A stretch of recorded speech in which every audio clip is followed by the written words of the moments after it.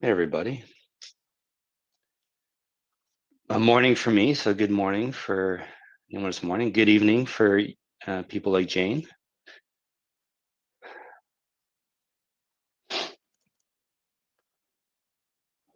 Hello, good morning. Good evening. Are you, Jane, are you in Malaysia? Are you okay with the earthquake? Yeah, I'm in Malaysia and thankfully there's no impact here. Yeah. Oh, I heard it was worse in it's Myanmar. It's worse in Myanmar than Thailand, right? That's right. Yeah, It's sorry. Myanmar and Bangkok. Yes, Yeah, that's right. I'm getting mixed up. Well, it's good then. Good you're okay.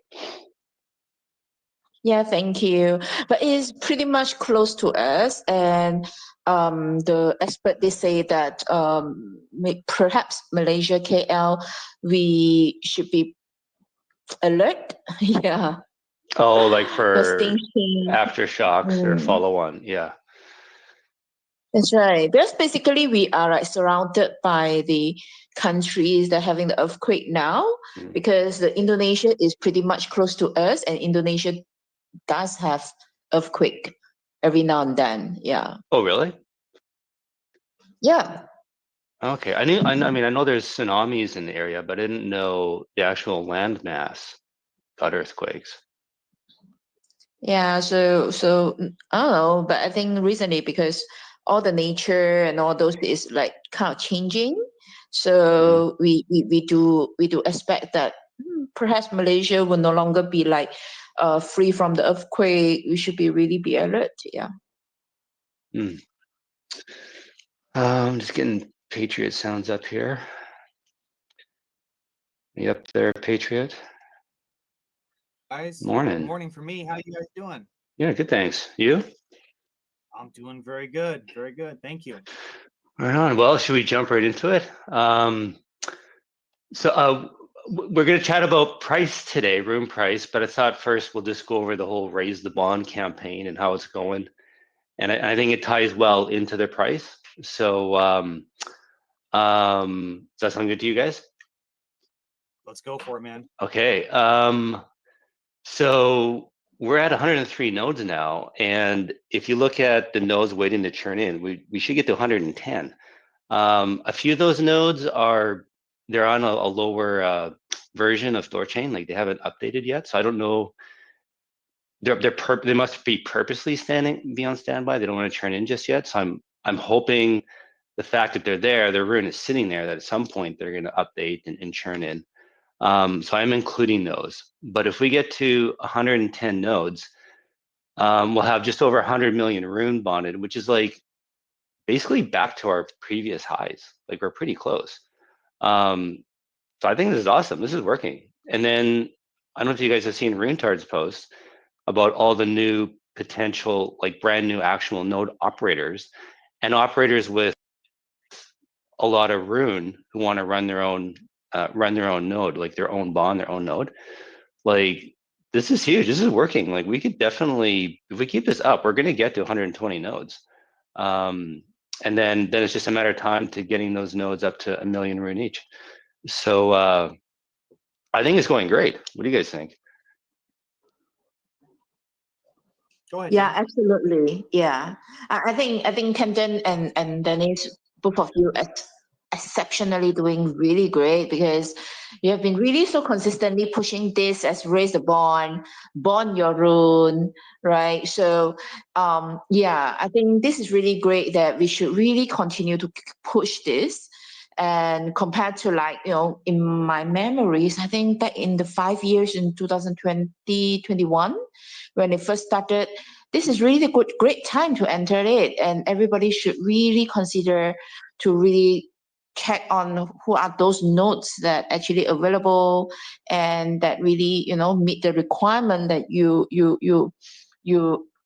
are comfortable to bond your rune. Definitely should really bond your rune. Yeah, this is the Yep, best time. absolutely. Absolutely. It's been absolutely phenomenal job, guys. Good job, everybody. I mean, looks like we're gonna get to 110. 120 is so doable. And I want to hit that metric, and I want to go beyond it at some point, but that'll have to put pressure on the devs. And I have a magic number in my mind. Once we hit the 120 threshold, what I like to see after that.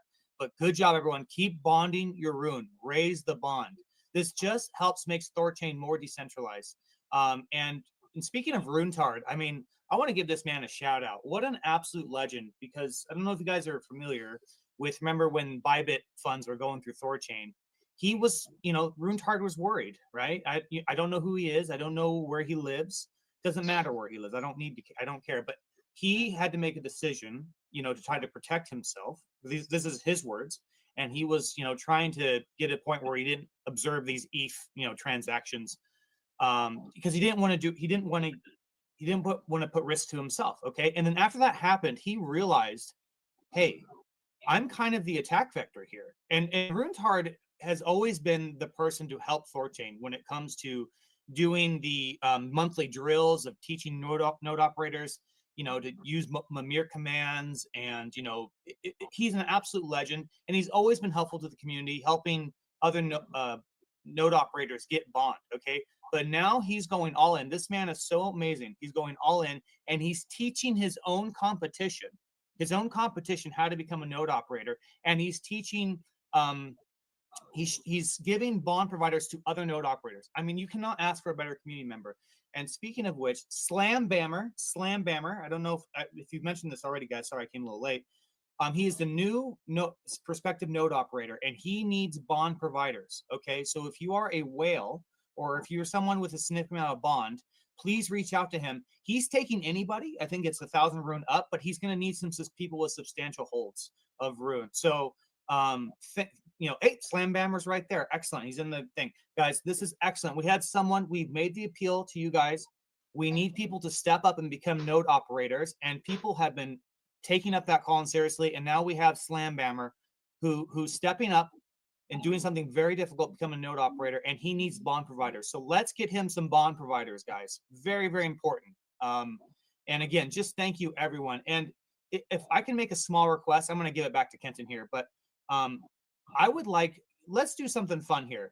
Could everyone, if you're listening to this recording and listen to it live, I want you to please go on a comment and just say, thank you, Runetard. Thank you at the Runetard. Okay. This guy has done so many wonderful, I've sent so many people to Runetard, and he's taken it all, baby. It's wonderful. And I cannot thank this man enough, what he's doing. Absolute legend. I'm doing it right now. I keep spelling thank. I keep spelling thank wrong. Thank you, Runetard. Yeah. You guys don't even have to add any context. Just put a bunch of just bomb him with thank you, Runetard. Make him confused. That'd be great. I love it. Right? Make him listen. Get him to listen to it. He'll listen to the recording, maybe. Keep doing what you're doing, brother. Thank you, Runetard. It is great. And I thought maybe we should just recap why this Raise the Bond campaign, how it started. The network was underbonded, meaning we couldn't deposit any new crypto into it. And then with the launch of App Layer of RUJI coming, that means there wouldn't be any, you couldn't use it basically. And so we're trying to get the bond up so that people can deposit crypto and then use the App Layer. But in general, we should be doing this all the time. I've actually kind of thought about this for a while. Like, we should always be trying to encourage people to bond their rune, because it just always keeps that extra room, that extra security. Like, there's really no point having your rune sit there. Like, if you're holding on to your rune, you're like, oh, I'm waiting for it to go to $5, then I'm going to sell. Just put it in a node. Like, it's really not doing you any good just sitting there in your wallet. You may as well have it sit in a node and earn some yield. And even if it's only like 1%, it is higher, but even if it's some minuscule amount, it is worth it. And you help get the rune price up to go to $5 sooner. Because if we're over bonded, let's say we're over bonded and you add to your bond and you make it even more over bonded. Well, that creates more room for crypto to come in and pushes yield towards the pools to where we want crypto to go. When the pools go up in size, that drives up the rune price. So by bonding your rune, you're helping get to your price target faster. I hope that makes sense. Does it make sense to you, Jane and Patriot? Absolutely, absolutely. Oh, hey, Slambammer. Go ahead, Slambammer. I don't want you're the new node operator, prospective node operator here. I'll go ahead and give you the floor. Go ahead. Cheers, thanks. Yeah, I mean, I just wanted to add to that in terms of for a long time, you know, when I first got started with THORChain, bond or node operating and bond providing was kind of out of reach for most people. You know, I think there was a lot of development that was still going on, and also there was no pooled nodes. So if you wanted to be a node operator or a bond provider, you had to put up, you know, somewhere in the region of $1 million yourself. Now with pooled nodes, there's really no kind of inhibitor for, you know, even relatively small RUNE holders to be able to provide bond. And I think the main thing people need to understand is a lot of people get into crypto for, you know, just crazy. Look, I mean, we get in it to make money, right? RUNE is a utility token, right? It's not a meme coin that you hold and you know, just hope that the value spikes. THORChain is solving a real problem, and to do that, it uses RUNE as a utility token to facilitate, you know, these cross-chain swaps. So just holding it in your wallet is, you know, you're doing a disservice to both yourself and the protocol. Bonding it just honestly makes so much sense. You know, I was having this conversation with someone on Twitter yesterday, and just, you know, I understand he was burnt with the wind down of THORFi and things like that. I mean, I've got plenty of positions in Liquidity and savers as well, but I do believe in the long-term success of THORChain. And if you're going to hold any position in THORChain at all, 100% bonded. It just doesn't make sense to do it any other way. So yeah, that's just my 2 cents. I think that was absolutely excellently said, guys. Again, let's make this clear. Why is RuneTard teaching other node operators how and trying to increase the decentralized network? Because it not only helps this protocol become more successful and wildly increases our chances to succeed, but THORChain is absolutely essential if we are going to live in a world that is economically free. Okay, there is risk. The stakes are high. Okay, RuneTard is not only being a good man, but it's also self-preservation. Okay, we all are doing this together. Kenton, Jane, myself, everyone here listening, the people who are listening to this recording, we are all in this together. Okay, we have to build THORChain. We have to live for something greater than just making money, because you could become a multi-billionaire or whatever. If you do not have freedom in the world, it's all for naught. We have to do this, guys. So as Kenton was saying, yes, THORChain, we're increasing the bond, and maybe we'll get the security above, or RUJI will be able to go off to the races. Okay, but there's something even more important than that. It is decentralizing the network and making it harder to destroy. We want to make THORChain as reliable as possible, because if you have systems, let's just take what we know. We have THORChain and we have RUJI, right? Does THORChain require RUJI to function? No. Does RUJI require THORChain to function? Yes. And this is not an indictment on RUJI at all. I'm not saying RUJI is inferior. I think RUJI is incredible technology, but there's obviously a central pillar here. First principles, guys, first principles. There is a central pillar to this entire thing, and that is THORChain proper. So not only are we trying to get more security just to help RUJI, and guys, I want to be clear here, and Kenton's already said something like this, you're going to get your security, okay? If we get to 120 nodes and like some magically we don't have enough security, like the nodes are going to vote to give you security. I am not THORChain. I'm not a node operator, okay? What I am more interested in is making THORChain as hardy and resilient as possible, and we all have to do that together. So please become a bond provider and give the man you just heard, Slambammer, some of your RUNE. Put it to work. You're earning amazing yield right now, and you're helping make this ecosystem even better than it was before.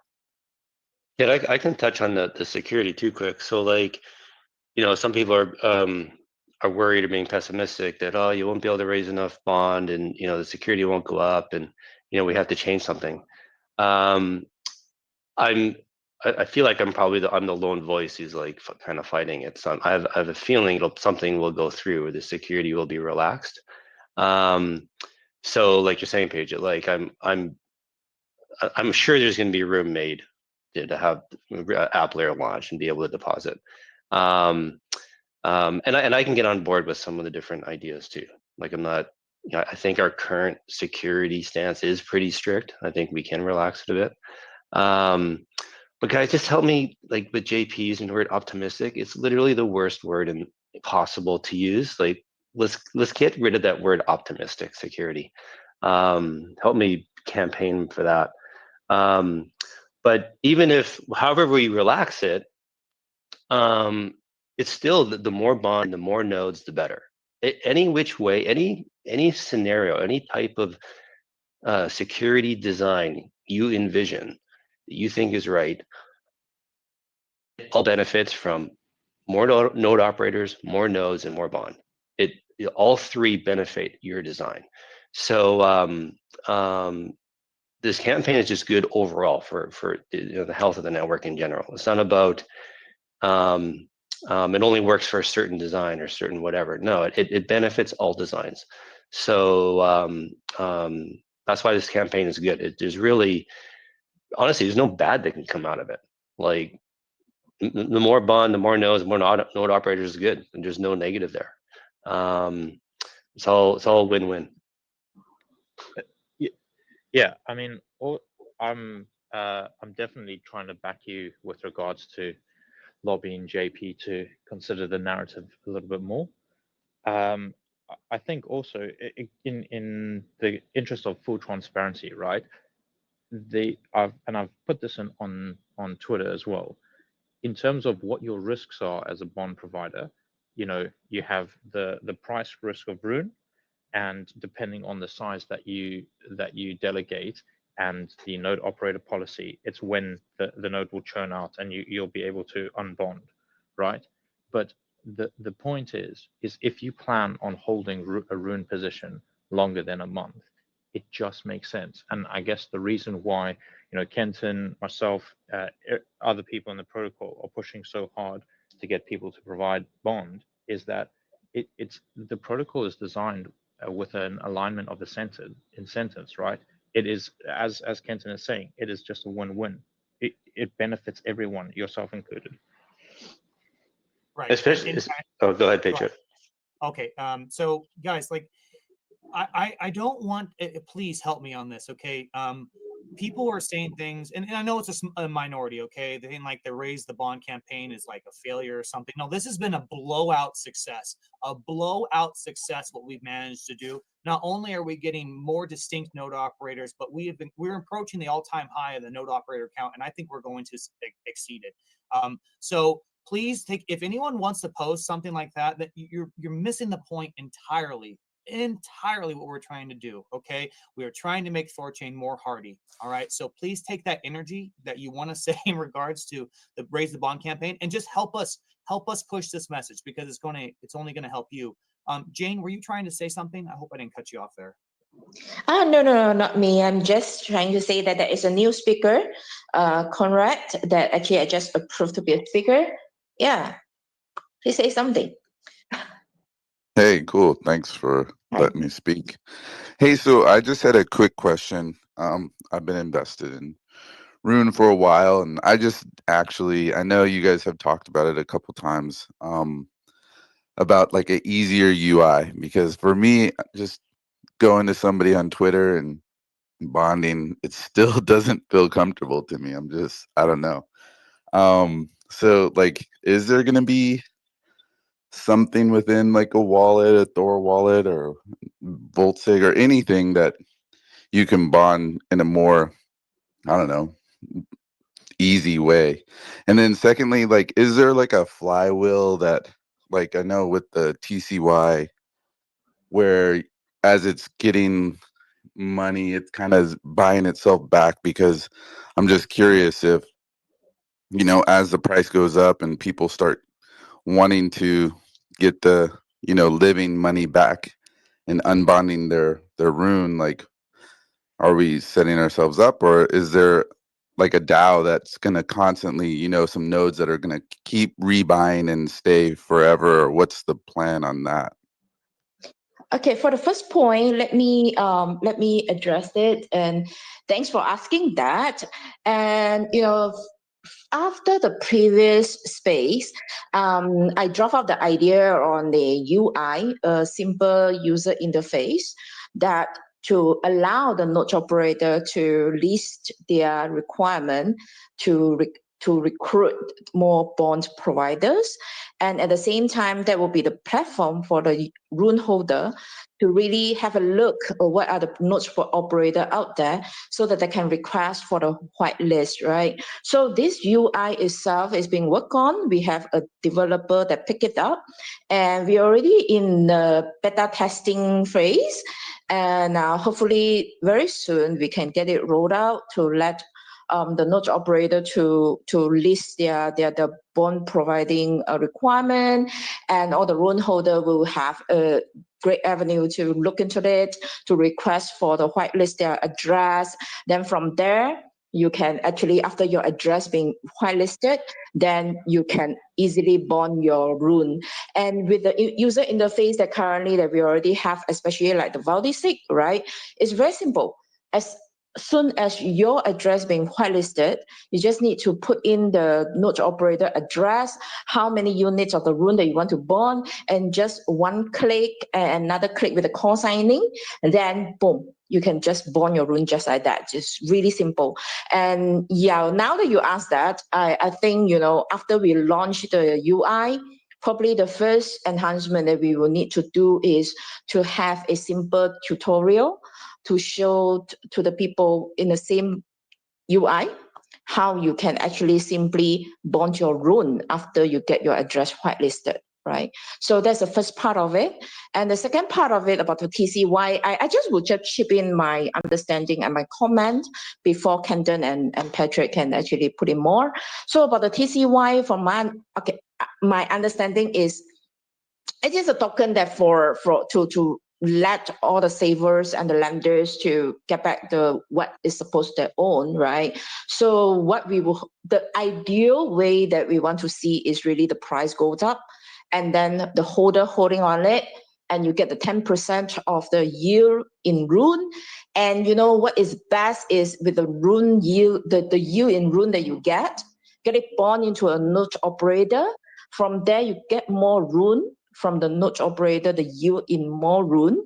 And that way, we believe in that way, the savers and the lenders, they can even in a faster way to get back the value that they hope to get back, right?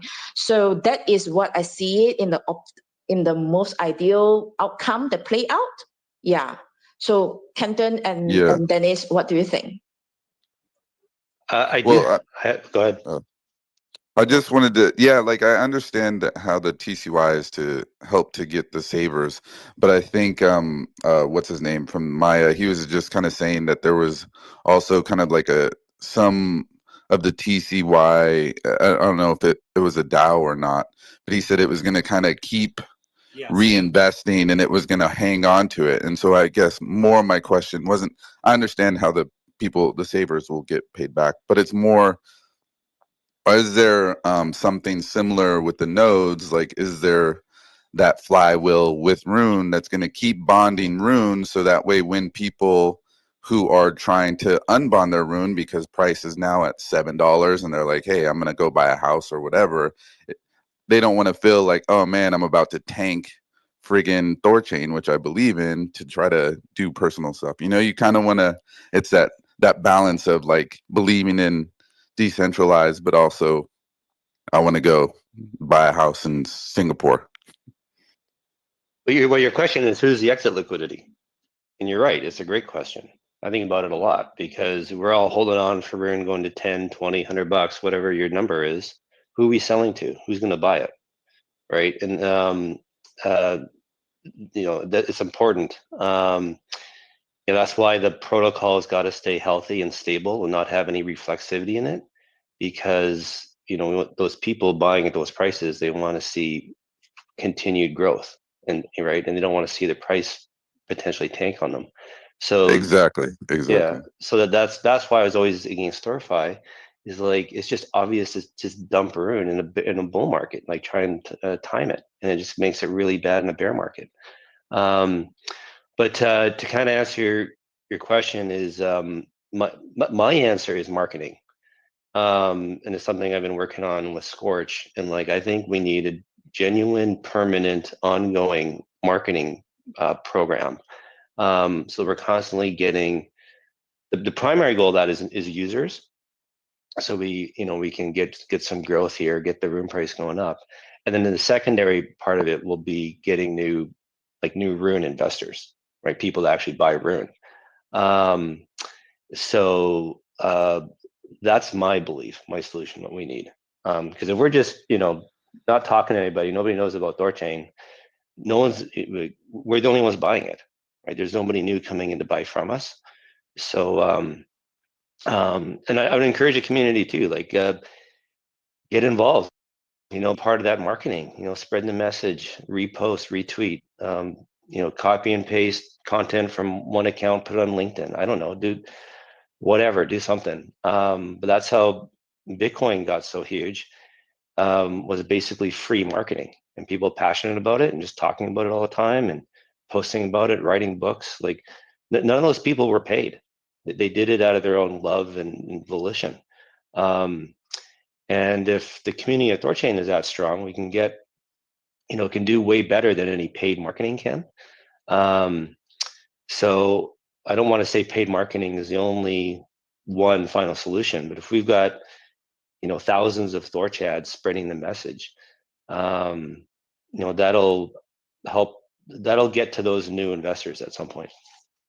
100%. I mean, you guys are seeing it in real time, right? I mean, we don't get paid. No one up here gets paid to push the Raise the Bond campaign, but look at what we've managed to achieve, which is simply galvanizing each other and achieving a goal together. And this is incredibly powerful stuff. And I encourage everyone listening to this, please, get involved, do what you can. Reach out to other ecosystems, tell them what we've built here, because it's absolutely essential to liberating the world.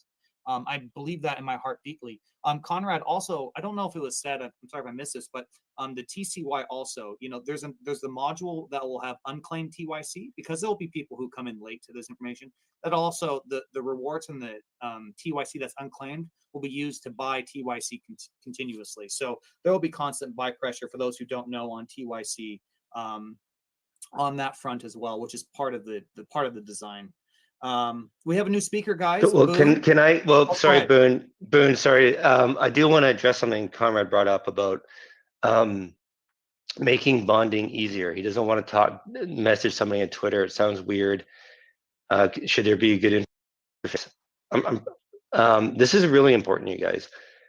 That's actually a bit. And sorry, Jane, and people working on the site. The website should be fine, but in general, trying to make bonding easier so you don't have to talk to a node operator is hands down the biggest risk here. So people keep asking, what's the risk with bonding my Rune? Slambammer mentioned people are burned in the pools, burned in THORFi, whatever. How are they going to get? Where's my risk in bonding? Your most obvious day-to-day risk is just liquidity. Right? Your Rune is locked in the node. You can't sell it easily. Right? You got to get the node to churn out to access your Rune. It could be locked up for a few days, maybe a few weeks if churns are paused for like an update or a security patch or something. That's your most obvious surface level risk. Is you're illiquid. You can't sell right away. But your outlier extreme, that end tail risk, what is it? It's bonding Rune to a node operator you don't know. Because what you're doing is actually making THORChain insecure. And this is what started the part of the argument behind that THORChain is not economically secure anymore, because people are saying the bond providers don't have a relationship with the node operators. Therefore, the node operators don't have anything at risk. Therefore, the node operators, they don't have any Rune at risk. They don't have anything to lose. They can just steal. And so that's why people are saying there's no economic security in THORChain anymore, and it's just an illusion. So my point of view is well, recognizing that doesn't mean we should keep going. That's not a problem. It's kind of like checking your oil and you fill up your gas tank. Oh, it's empty. Oh, but I've been driving the last few months like this. It's fine. I'll keep going, right? Like, no. That's a warning sign. You need to do something. You need to fill up the oil. Yeah, you can keep driving for another 10, 20, 100, 200 miles. I don't know. But everyone knows at some point your engine's going to seize. So if we keep going down this path of people bond providing to node operators they don't know, we go down this path where we have all these node operators who have every incentive in the world to steal and get away with it because they're anonymous. So node operators should be doxed to their bond providers or have some kind of relationship with their bond providers that gives the bond providers comfort that the node operator isn't a bad actor. So you can have like a contract, you can have legal security. You could be a friend, a family member, whatever, like you know where the person lives. There's some way to keep that that's keeping that node operator honest. Whereas if you're just like bonding to some random anon node online, how do you know that isn't North Korea? How do you know that's not a hacker? And maybe to explain it a bit differently, THORChain is a giant multi-sig wallet, right? 67 of 99. Imagine you have your own personal multi-sig wallet of 2 or 3. You have a key, your spouse has a key, and you give the third key to a complete stranger you've never met, you don't know who they are. Like, does that make sense to you? Okay, fine. They only have the one key. They can't take, you still need a 2 of 3. But you never give that other key to just a complete stranger. And so by bond providing to a node operator you don't know, that's literally what you're doing. You're giving a key of THORChain to a complete stranger, and you don't know their intentions. Now, I'm not saying the node operator should be doxed to the rest of the nodes or to the rest of the network or to the developers or anyone else, but the node operator, the bond provider should have some relationship with the node operator. The bond provider, you can still stay doxed, or still, I think you can still stay kind of anonymous in a sense, but you got to have some way, some knowing that node operator is not malicious. So that's the real main risk with bonding your rune, is bonding to a node operator who is going to attack the network.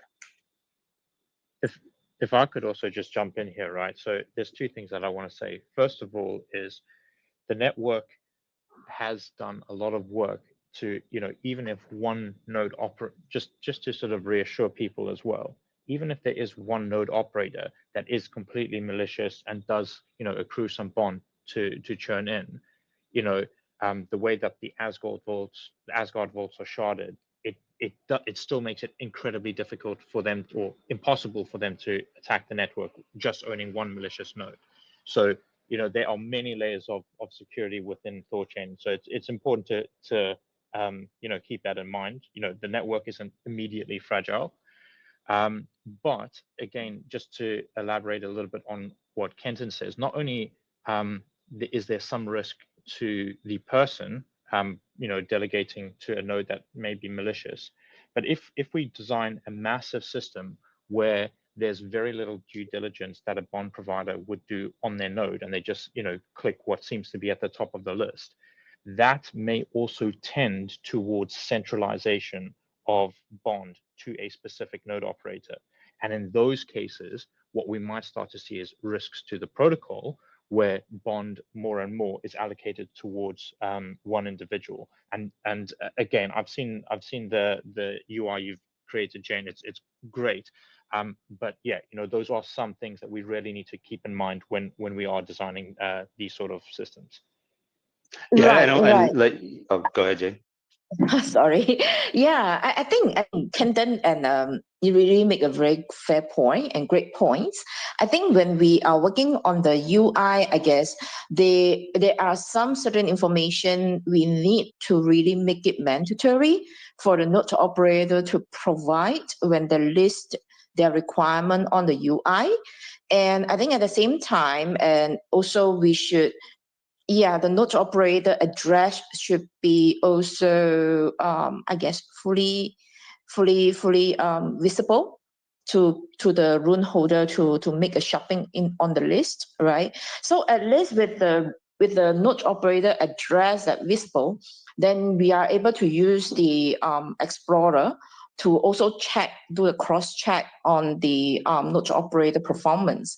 So I guess there are some certain tutorials or educations that we need to do to the RUNE holder, so that they would know, that they'll be aware that these are the key information they should really do the due diligence when they select a particular node operator to request for the whitelist. And absolutely, it is very important for us to have a relationship with the node operator before we send our RUNE to the bonding. As like, for example, I bond with Kenton because Kenton is docs, right? I saw Kenton on the YouTube talk about it, being so active, and I'm not going to lie, this is really part of the reason why I choose to bond with Kenton. Yeah, so well taken note, and I will work with the dev to make sure that, you know, some certain important information to be on the UI. Yeah. Yeah, that's good, because I was thinking the UI would also have a means to communicate to the node, right? And we said this about almost like 2 or 3 spaces back. We flowed the idea of having some sort of like clout score, or maybe like some metric where you know, it just makes it much safer, and we have an ability, you know, because Kenton's right. And one thing that really gets my teeth, like I just grind my teeth when I hear the argument that, you know, especially the optimistic security thing, is, you know, what other protocols do. Like I remember I don't remember the name, I don't care about the protocol, but it was like there's like some $1.5 billion in assets that are being secured by a bond that's like $100-something million. I mean, and it works, air quotes works. I don't want ever to do anything to do with that. And I'm sorry, like, just because another protocol does that, it doesn't necessarily mean it's going to work for us, because those the bond could have legal liability. They could be fully doxed organizations, right? This is THORChain. THORChain could run completely anonymous. Like every node operator that's except BPs could churn out at some point because they don't want to do it anymore, and then we would go back to a completely anonymous system. Like, you guys understand, this is not the same thing as that. We're building something here that's going to be hardy and resilient for not just years to come, but I'm hoping generations, right? Boone, I want to go. Oh, go ahead, Kenton. But Oh no, I was going to say it frustrates me, all those comparisons, because I know Yes. people making them should be smart enough to acknowledge that there's other components to those designs that is preventing them from being hijacked. Because there is no way. I mean, you see this in crypto all the time. If there is any edge case, any wiggle room for somebody to steal, they do it. Right? Look at the hyperliquid. I don't know if you want to call it attack or exploit, right? You know, trying to, right? There's so many people in crypto that will code is law, right? And they're going to take advantage of any system. There is no way there's $1 billion sitting there, which somebody with a few million can roll up and this is not being done yet. Like, that doesn't exist. There's a reason the validator set is permissioned, or it's capped. The validators know they have a relationship with the people providing that billion TVL. There's something else to that story preventing it from being stolen. There's no way you have anonymous people with nothing to lose protecting $1 billion. Like, it doesn't exist, you guys. Like, that's fairy tale. So, but prove me wrong. This is why I posted to JP. Listen, we have THORSec. We have apparently world-class white hat hackers. Let's give them a few $100,000 to go hijack one of these other networks. You know, and if they can, then it proves that it doesn't work. If they can't, then they prove it does work, and then we can adopt it. Like, we have the real StageNet, real test case for these other designs. Like, the whole point of StageNet on THORChain is to try and break the new code, break the new design. And if it can't be broken, then it gets implemented into THORChain mainnet. Well, we have these other protocols with these other so-called, you know, worse security designs that are apparently so vulnerable. We'll try and break them. If they can be broken, we shouldn't adopt it. If it can't be broken, then let's adopt it. And it's not like we're spending money, right? We still have that. You don't lose money by bonding it, by being the validator. You still own it. So it's not like it's a cost. So I would encourage anyone championing those designs, well, first try and break it first before we adopt it.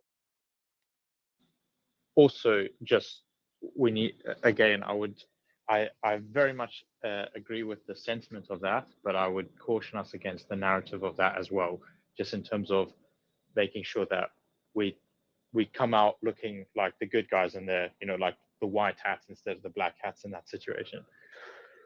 Well, that's the White Hat's job, however they want to handle that. I assume they've got there's a way to walk that line. Yeah. Yeah, I mean, you exploit weaknesses in someone else's security design. That's pretty much a white hack. I mean, they'd have to, you know, steal the funds and not return them to switch the morality there on that. Boone, I want to give you a chance to speak here. Thank you for your patience. Go ahead, sir. I actually didn't have anything immediately to contribute off the top. I mean, I do have some ideas perhaps for a second, but just because I was late to the conversation, I wanted to kind of see what had been covered and what was going on. But Jane had just invited me up, so that's why I got. Oh, I got you. Perfect. Oh, yeah. Welcome, Boone. Thank you, thank you. But yeah, if the point of this space was to talk about Rune price, I do have, you know, I have like a bunch of reasons to be bullish on Rune down the road. So later on, I can talk about that. Let's get into it, I guess. Yeah, I didn't realize we already 40 minutes into to bonding security. Let's let's get in. Let's start talking about the price. What are your thoughts, Boone? Well, I don't know if people saw, but a few weeks ago, I put out a op-ed on TCU of just about why to be bullish on Rune, and I think Conrad spoke to this a little bit, like, yeah, why does Rune have value? And sorry, let me gather my thoughts for a second. But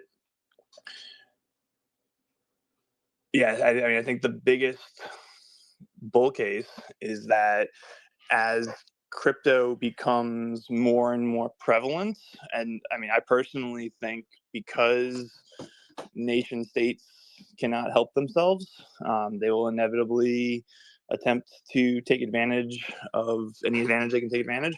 More and more people will switch over to decentralized permissionless money, and so crypto broadly eventually I think will eat pretty much all of money, right? And so there's trillions of dollars of assets currently, and then quadrillions of dollars of derivatives in the traditional markets.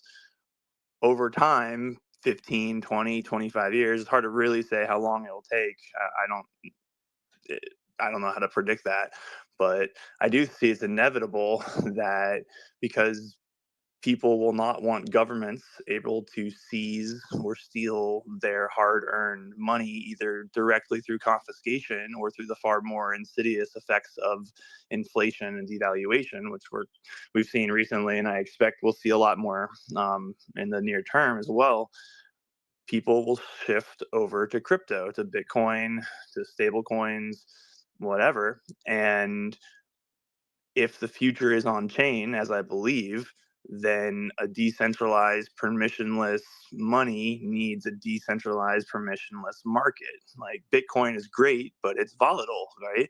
Like if you have money that you're counting on, maybe you're not comfortable with it having a 20% drop in a month, right? If that's, you know, that's not a risk you can take for your time preference for whatever reason. And so you're going to need a different asset that isn't so volatile. Let's say stable coins, USD, that over time is losing money to inflation and devaluation, but in the short term is a lot more value or stable. And so we're going to need a way to go between the two.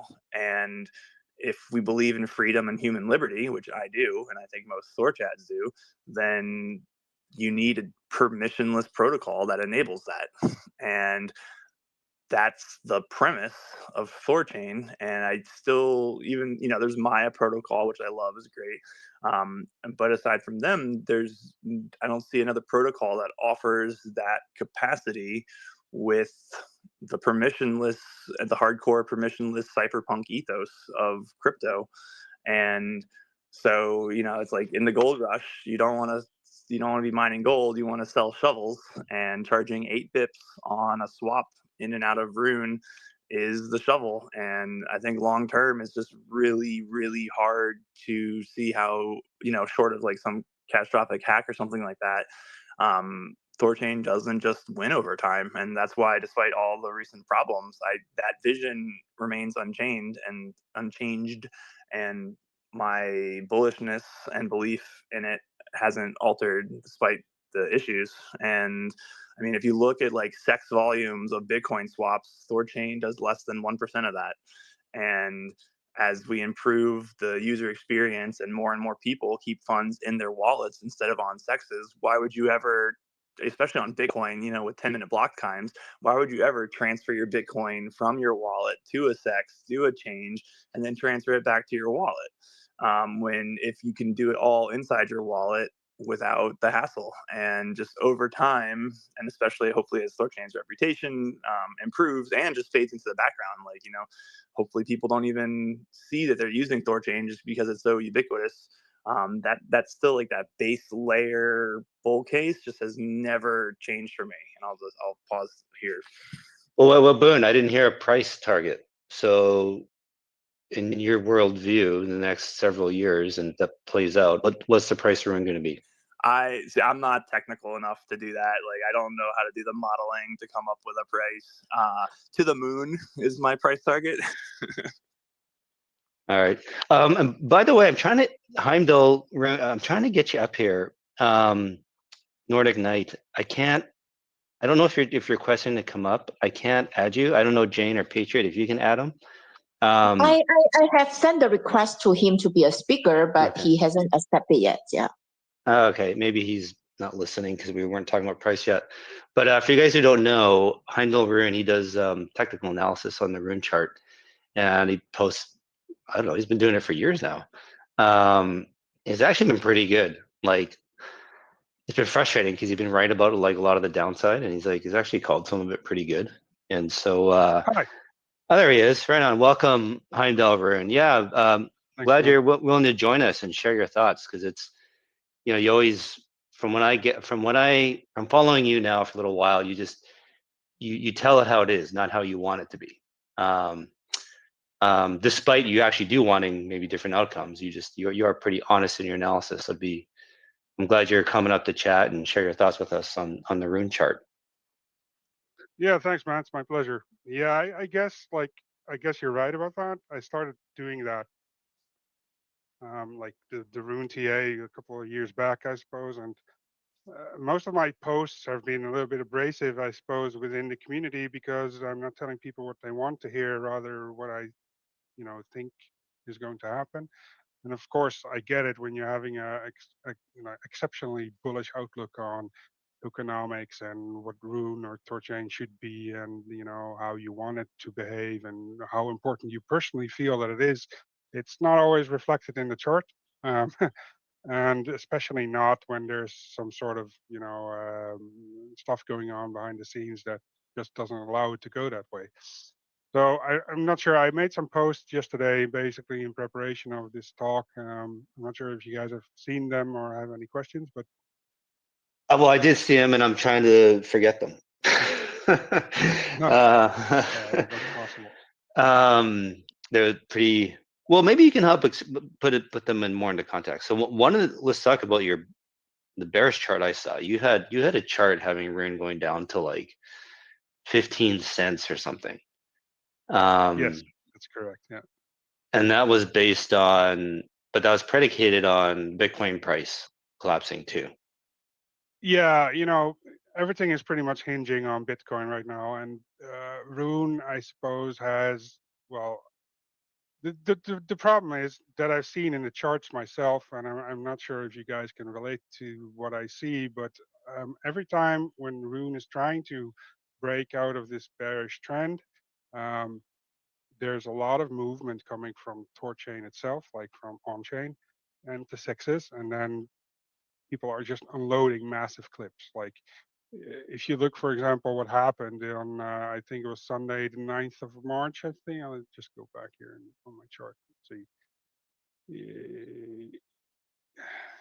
Yeah, I think it was, no, sorry, this one chart. Yeah, so here on the 10th of March, yeah, you saw that it actually tried to break out, and it had some pretty positive bullish volume.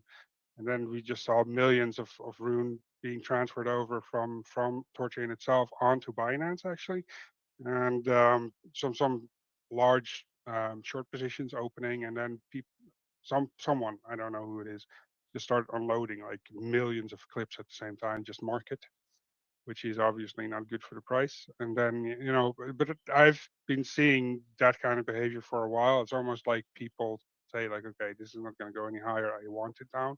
And then of course they're going to, you know, short in addition, because you know, a lot of these large moves, they actually don't originate from THORChain itself, and therefore you won't be able to see the fees generated from them as well.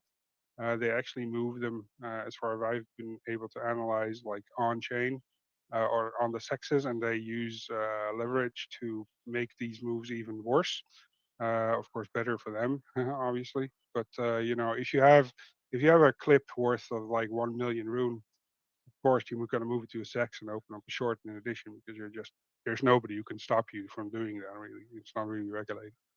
Anyway, but if you look at the chart that I made, that you're referring to, the one that you're trying to forget, I am also trying to forget, and I have to tell you honestly that my heart is not in the wrong place. I do not want to see THORChain fail. I actually want it to succeed. I've made a lot of friends in the THORChain community, and I think people consider me being trustworthy, and I really love the community in itself. It's not been good.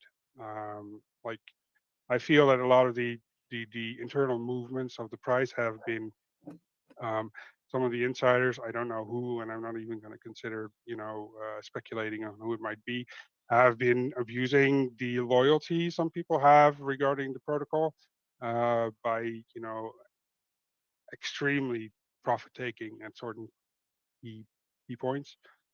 So yeah, if we look at the chart that you're referring to now, there's an obvious trend forming where, if you look at the lows since it's been listed on Binance, right? So it opened up on Binance at I think it was, let me see, yeah, so like about 10 cents, or no, that's not true, 60 cents. Is that correct? That the opening price, 50 cents, something around there. Hard to see. Anyway, What then do it you went mean? Sorry, what do you down. mean opening price? Sorry, hi, Bill. Do you mean like when it's the very first day of trading on Binance, or what do you Yes, mean? yes, yes. Okay, Yeah. okay, gotcha. So it So opened like up a at few about, years ago. yeah, it was in September 2020. Okay. Yeah. So if you look at the price since then, right? So we're now pretty much in the same area, kind of finding support on the first breakout it did since it was listed on Binance. Like, of course, it was traded before that, but on the Binance listing, I think we're now at the top, exactly on the top of the December 20 breakout, when it started to go pretty much parabolic, I suppose. But if you look at the trend since then, if you look at the trend, like there hasn't been a single time where the price has dipped below a certain trend line, right? So you went down at the lowest port on Binance on, I think it was Saturday, the 19th of September in 2020, where the price was 33 cents. Then in the bear market that followed after, we dipped on, I think it was 80 or 77 cents or something like that. If you connect these dots and you draw a reasonable trend line, you will see that the price pretty much crashed through it. It tried to regain above it again at 1.6 in beginning of March, which was very much rejected. So this leads me to believe that it is, you know, trying to flip this particular trend line back into bullish, but it's failing. So somebody is sitting on that top of the trend and just gunning down whenever it tries to poke its head above it. If you then draw the same line down, you pretty simply, with all the support it has had since it went into the bull and into the bear, the only logical conclusion is, if it doesn't get above that trend line, it has to go down. And that is the only line of support that is left on a macro basis. So if BTC does not manage to go back into a bull market, which is, in my opinion, possible. Maybe not very likely, but it's definitely possible. Then you would probably get some sort of black swan event, and then I can definitely see the price of Rune going. Well, yeah. Let me just see. Yeah, it would hit maybe like approximately 20 cents, I guess. That is worst case scenario. That is if BTC completely craps the bed, then you know it's bye bye for this cycle at least. That is the bottom that you probably need to look at. Now there's some sort of other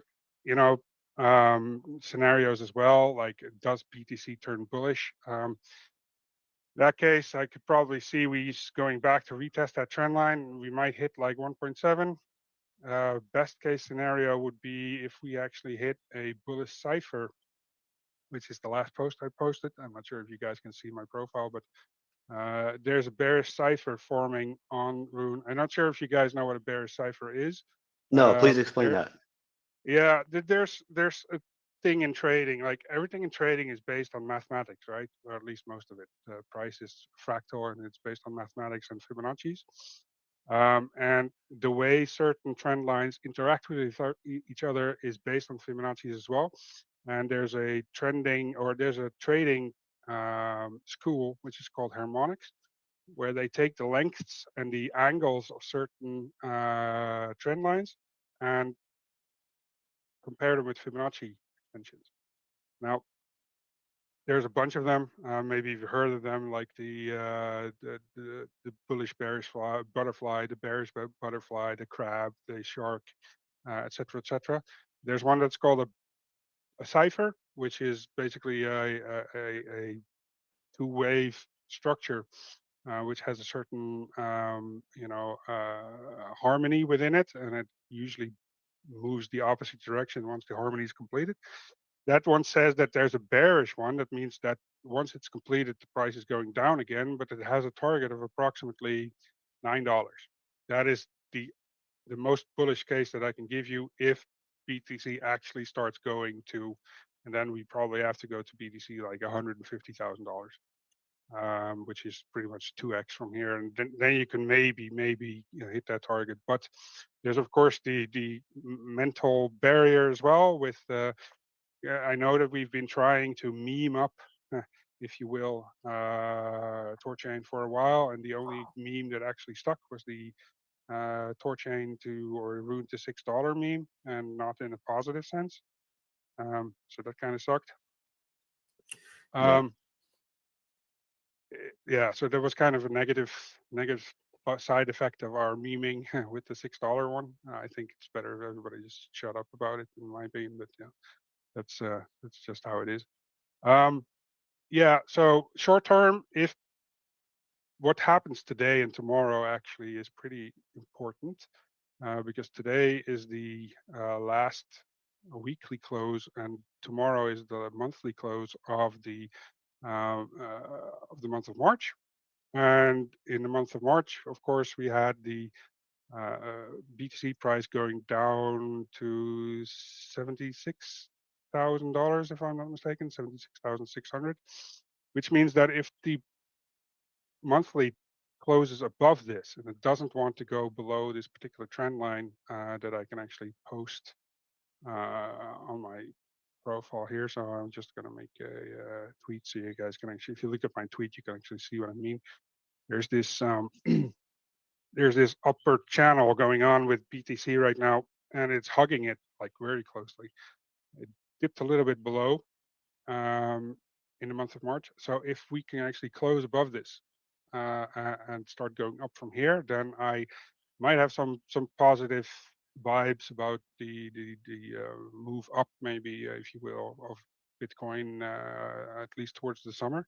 If it does not do that, then we have a problem, because then it would be bad. I usually have one particular rule for myself when it comes to charts in general, and that is like the weekly 20 exponential moving average is the sign if a coin is bearish or bullish. As long as it's above it, it's bullish. As long as it's below it, it's bearish. Currently, Bitcoin is below it. It comes in at. Let me see where it comes in. Look at it on the chart here. So yeah, the weekly 20 is coming in at 88,000. So yeah, that would mean that, you know, we just got rejected by it again, which means that, you know, there's a large chance that we're actually not going to turn bullish in anytime soon. Of course, we can go up, but it has seen a couple of rejections already. In addition, if I turn on another indicator here, this indicator, the weekly for Bitcoin has had a 3 drives of bearish divergence in the run up here, right? And it is now also being rejected by the 50 RSI median line. I'm not sure. Do you guys know what I'm talking about at all, or just ask questions or I interrupt do. me? Because I'm able to follow. I don't know. Jane, Patriot, do you understand the terms? What would you say? I do understand. I think here let's talk about charts for a second, because I think one thing in my mind is charts are useful if you accept the paradigm that the situation does not change. Like you're trying to intuit what's going to happen, the future behaviorism of the market based on the dynamics of, let's say, BTC or whatever metric you want to use. Okay. The one thing I will say, and I'm glad you actually brought this up, Nordic, because I want if there is to be a bear case we made, I want it public and open so we can all talk about it, right? The great thing that I would say, and I've used this same methodology before and to wild success, is that you guys have agency to change the outcome of whatever it is you want to do. And that when we talk about the community, we are extremely powerful, okay? Look at what the changes that we've made on this protocol. We no longer have block rewards. The community is galvanized and is becoming together, and we're finding a cohesive strategy now together. Finally, Kenton is pushing marketing. I'm right there with him.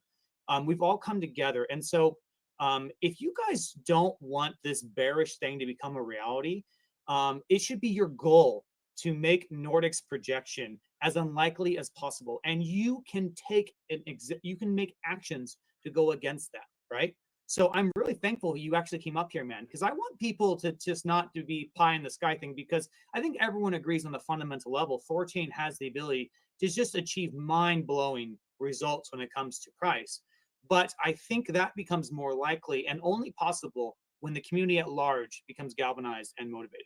Go ahead, Jane. I think you're trying to say something.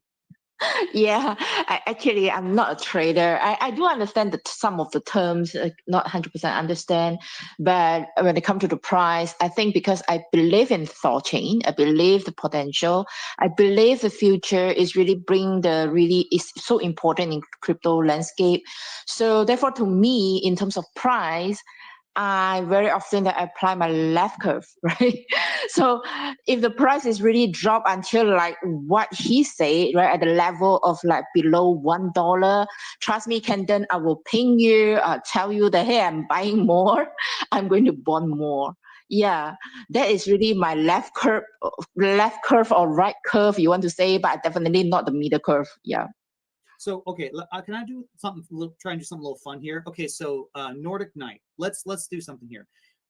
Let's say Rune goes down, whatever, 15 cents, 30 cents, 60 cents, whatever it is. Okay, how do you factor in? Say something like, what would you do in that? Would you say, hey, let's increase the burn from 5% to 10%? Like, what are the externalities of THORChain that you think are the most bullish or can counteract? Like, is the raise the bond campaign or adding chains, like, what are the bullish catalysts that would make you rethink your projection in terms of a bad price? All right, that's a good question. Actually, to be honest, for me, I guess the largest thing that would have to change to make this thing go around is the fact that there's still a lot of negativity alive in the space, and there's a lot of trust being lost, I guess. I also have the feeling that, you know, there's, and I'm not trying to put blame on anybody here, but I think you can all agree, like what Jane just said, you know, if it goes down, I'm just going to buy more. you know, there's a lot of people like her, and rightly so if you believe in it. I mean, by all means, go ahead. But there's been a bunch of complaints about the, you know, the price in general, and what we should have done about it, and they've been met with sarcasm or a dismissal from certain key people. I think that a lot of people need to start believing in THORChain again, in the fact that, you know, these, if I put my money in it, I mean, there's of course a core believer here, but you know, what I've mentioned in the THORChain community channel as well, like I think it was 2 days ago, is that I feel that the THORChain community in itself is a little bit cannibalistic, in the sense that, you know, you have this core of believers, and there's obviously a lot of people with large bags. I mean, just look at the volume that is been selling, that have been making use of this so-called loyalty or trust on, you know, the backs of the people who actually do believe in it. And I think that there's a lot of people still on the fence, because they think like, okay, if I'm going to do it this time once more, who's going to say that, you know, all these fancy promises that are being made by certain people are not going to be, you know, robbing me from my hard-earned money yet again. So that would be one thing. I mean, like a public perception type of marketing switch would be, you know, the most important thing. Because if you ask anybody outside of the THORChain community, okay, what do you think about THORChain? They will come up with two things. That is like, okay, one is it's been hacked like twice. Or the second thing is like, yeah, well, didn't you guys just go bankrupt, and didn't you guys just steal $200 million from people who put their money in it? You know, I'm not saying it's true or not. It's just a public perception No, of you're people right. who are not inside the community, right? Yeah. Go ahead, Slambammer. Yeah, I was just going to say, I'm so glad that you brought that up. That's the exact reason that I am becoming a node operator, right? Is I have, you know, pretty much all my crypto tied up in either liquidity pools or savers positions, and you know, my thinking was, how do I incentivize the network? How do I increase my profile, and how do I push for what I think, you know, the network should do in order to maintain the trust of all those participants? So yeah, I'm really glad that you said that. And yeah, I think from my part, it's about us, you know, pushing, you know, everyone involved. Don't be a passive holder of RUNE, right? If you think that the network should go one way or another way, to what Patriot was saying, you know, put your RUNE to work. Put it to a node operator who's pushing for the position that you believe in. Yeah, and let's get it done. Okay, so I have a question here, because this is how something that maybe Boone or Kenton, you can speak to this.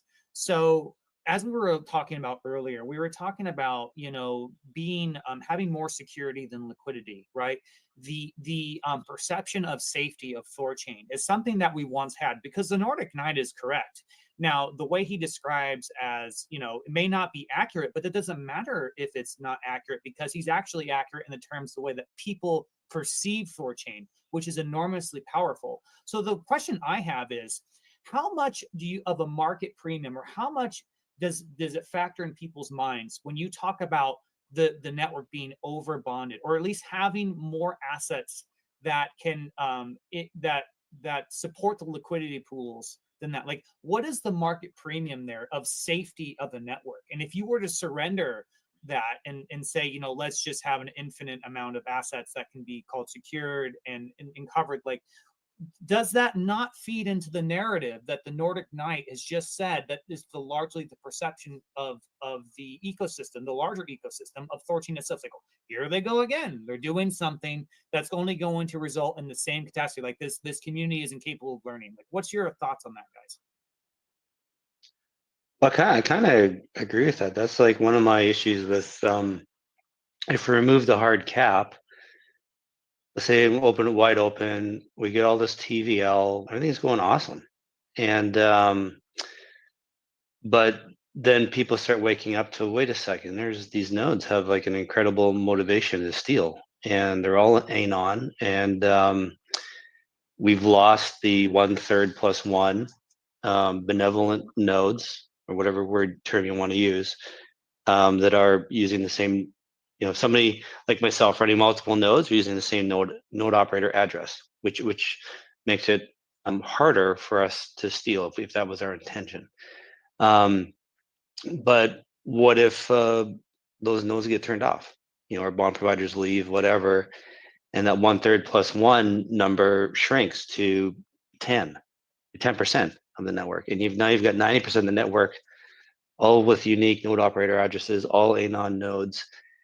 People might start to think, well, wait a second, this is ripe for people to steal, and then that starts being reflected in the RUNE price. Because if like right now we've got 5 Asgard vaults, like somebody, we don't need to see somebody steal all of the crypto and all the vaults. We just need to see somebody steal from one of the vaults. So you only need say 20-ish nodes, and just kind of be patient, wait till you get into, hopefully you can get all your nodes into one Asgard vault. And that's assuming that 1/3 plus 1 honest nodes are gone, and it's all just random anonymous individual node operators. We don't know their intentions. That starts making it a possibility. And so for me, that's why I'm like, well, relying on this whole 1/3 plus 1 situation, I'm like, yeah, it works now, it's fine now, but it's really no different than following the RUNE to Bitcoin price ratio. As soon as it gets to a certain level, things kind of start to unravel, and people get scared and get freaked out, and they want to leave. So if we're relying on this 1/3 plus 1 number, if that ever drops, then all of a sudden, people are gonna be watching it and want to leave and sell RUNE. So it would make, in my opinion, makes the RUNE price insecure. Yeah, if I may say something about that as well, there's another way of putting it as well, right? What I've been trying to tell in the community channel as well, like the price in itself is a direct factor in this security model, right? So if you now would decide to lower the security model and say, okay, we're gonna open up space and put it to work and all that, like that's been discussed, it is assuming the price as it is today versus Bitcoin, right? Or the exogenous assets. I'm not going to look at F too much because it's been sucking as well, but let's just say Bitcoin, just for the ease of it.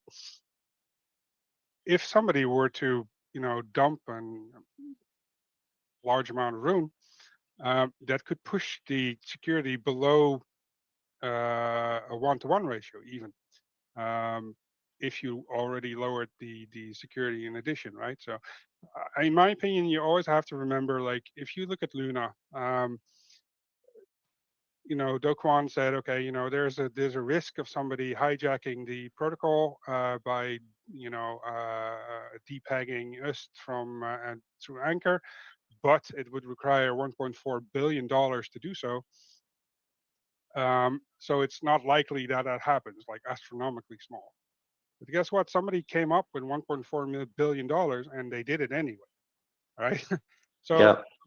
That's what I'm trying to say. Like, if you are offering something that is potentially disruptive to, the status quo of what SEXs have, like CX exchanges, like centralized exchanges, and you're trying to be, giving people freedom and authority over their assets, then the number that you need to destabilize THORChain like that for a bad actor would actually not be that much, especially not if you start lowering the security of it.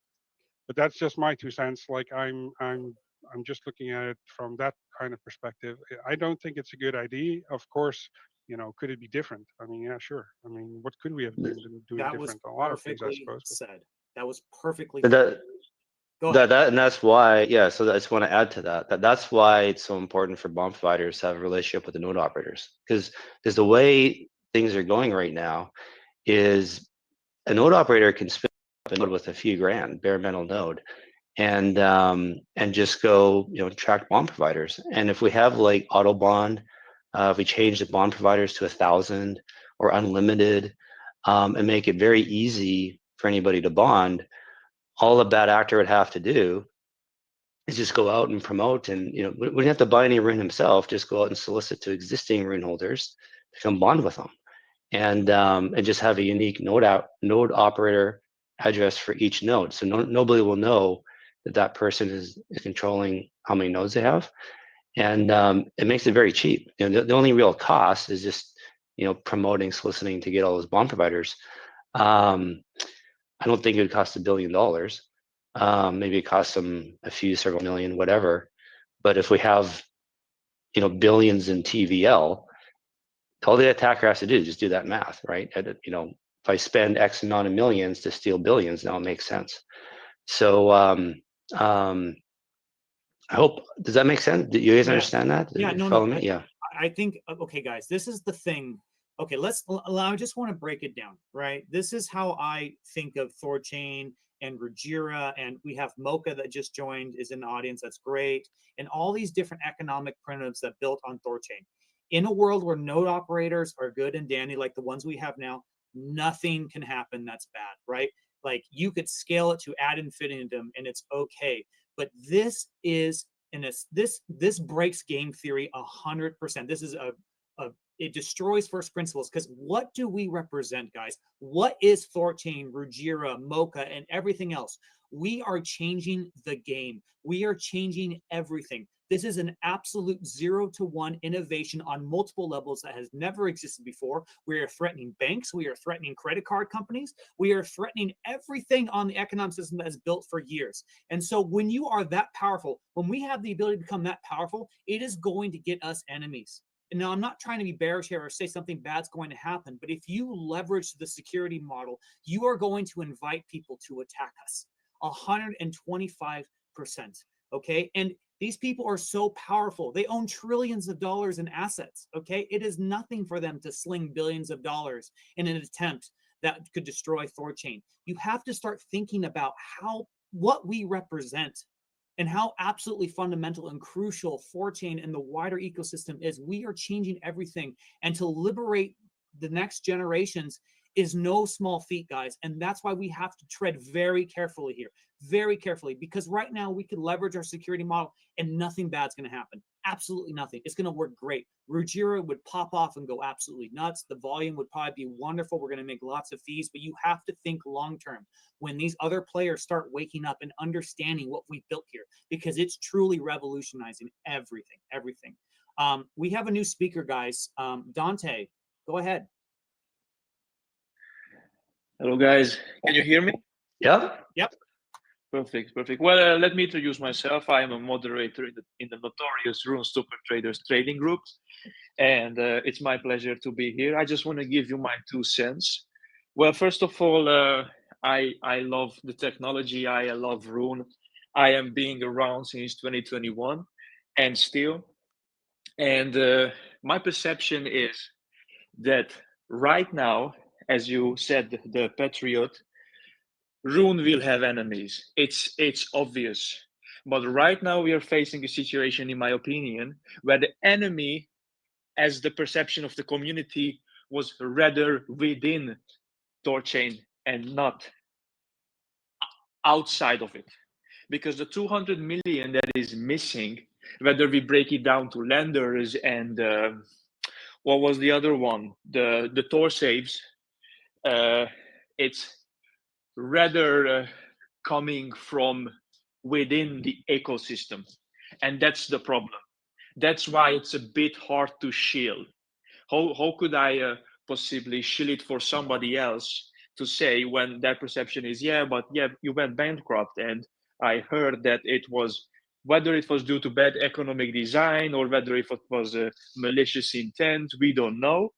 But what they see now is that right now you have a campaign, or we could say like collectively THORChain has a campaign to bond your RUNE.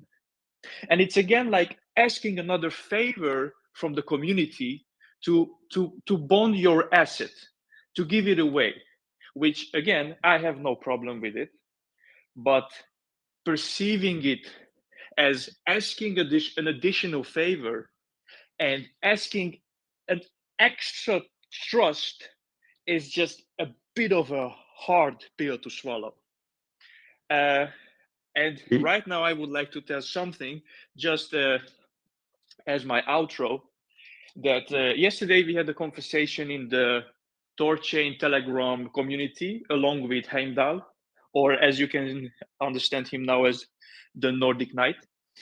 And he proposed something. So it was his idea. I don't want to take credit for it, but I do share it, which is, in my opinion as well, that the ball to do something right now is in the hand of THORChain, which can be done by perhaps burning major chunks of the reserve and pumping the price. Because like what, 2 or 3 weeks ago when the campaign started, we needed like 5 million runes to bond, and the progress was great. But now Rune has dipped along with Bitcoin, and now we have not 5 but 8.5 million runes to go. So if we were to launch Rujira without the security budget and the price is so volatile, then we are going to be exposed to this whole movement. And do we want that? Well, I think it was just like a rhetorical question. But burning Rune from the reserve can be done by perhaps voting on it. And you guys have huge power in this ecosystem. So if you are along with it, if you want it, I think that's something that the community can back you up and we can regain trust. That's all I wanted to say. Yeah, thank you. There's a few things there. I don't know if burning the reserve actually affects the Rune price at all, because it's not in the circulating supply. It's in its own module, and it's actually consuming more Rune now, because Rune used in gas transactions goes to the reserve. So I understand the perception maybe that it might, but I don't think that necessarily has a effect on the price. But there's something I thought you said that was actually really important, and you guys can hear it in his voice. You know what I mean? And this is real. We have to own this, guys. There's no censorship up here. Like, there's feelings of betrayal out there, and there's a lot of hurt feelings, and rightly so, right? So you got to understand, and especially a lot of people, we can't be tone deaf to this. This has real power, and we have to own our mistakes, because, you know, I think it's something we can do, right? We are an innovative protocol, and we said from the very beginning that we're going to try different things because we're legitimately interested in liberating the world. But when we fuck up, we have to own it, and we have to understand that, right? And we have a reputation problem right now, because yes, our THORFi thing did blow up. He's correct. And, you know, even on the Rujira side, their blow up wasn't as bad as ours in terms of dollar value, but, you know, there's going to be a reputational hit there. So we have to work together and repair THORChain and let the world know, the wider ecosystem, that we're different now. Like, we tried doing things in a good faith, honest attempt at moving the needle, at trying something new, but we don't have the political capital anymore to really be like, as Dante was saying. So, Kenton, were you trying to say something there? I want to give you a chance. Oh yeah, so thanks, Dante, for joining. It's great, and you're absolutely right about everyone within THORChain's biggest problem has been THORChain itself. You know, some of the choices have been made, and then so I agree with you, and you're absolutely right about people being scared, shy, skittish, burnt out, whatever, because of recent problems. So you're absolutely right, and that's actually kind of why I think this Raise the Bond campaign has been so successful, because in spite of all that, we are still getting, it is still working. You know, so there's still hope there, if you will. And I suspect that as, you know, time heals all wounds, right? As we get further and further away from January, it'll be no different than the hacks a couple of years ago. You know, we'll digest it, we'll get over it, and especially if things are improving, and you know, people will start to forget and forgive, and especially the TCY price as well. The existing lenders and savers, hopefully, they can be made whole. Let's just say they are, and they're all happy, they're ecstatic. We're still gonna wear that default. Like, it's still that's gonna follow us for years, right? We're not gonna be able to shed that to an outsider, right? But I think the way we do fight that or do address it is just by succeeding, right? Just by growing THORChain, getting the volume up, getting the RUNE price up, just like, you know, rebuilding, you know, and just, you know, changing the focus, and just like, hey, you know, we've gone past it, things are better now. But that, again, that's just going to take time. There's no magic bullet to that. We just got to do right and deliver to everybody. Correct. Guys, you have to understand where our reputation is.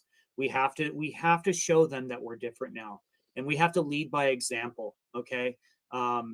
Kenton is absolutely right. We're going to need some time. I mean, the TYC asset has not even been dispersed yet. Okay. The pain is still very real, and people, you know, looking from the outside in, they don't see what we're doing here. They're not necessarily listening to this space and understanding that we are consolidating around a vision. And I just want everyone from all the ecosystems to understand what we're trying to do here. Both Rujirans, THORChads, Maya Protocol. I see 13 Heavens here. We're now entering a new phase where we're being mature, we're being thoughtful, and we have a longer time horizon. Like, we have to have. I know. Like, I am so excited for Jira, guys. Like, I lose sleep over how excited I am for Rujira, okay? But we need to collectively understand, we just got to have a little patience here, and let's get the fundamentals rock solid. I'm not saying there's not more we can do. I'm absolutely open to doing more to get Rujira off the ground, and it will happen, guys. I'm telling you right now, it will. But understand that the perception of THORChain right now, it's something that you have to calculate, and it is not trivial. It is not trivial at all. Okay, we don't have a lot of reputation right now that's positive from now. So we have to earn that back. So prepare yourself for that.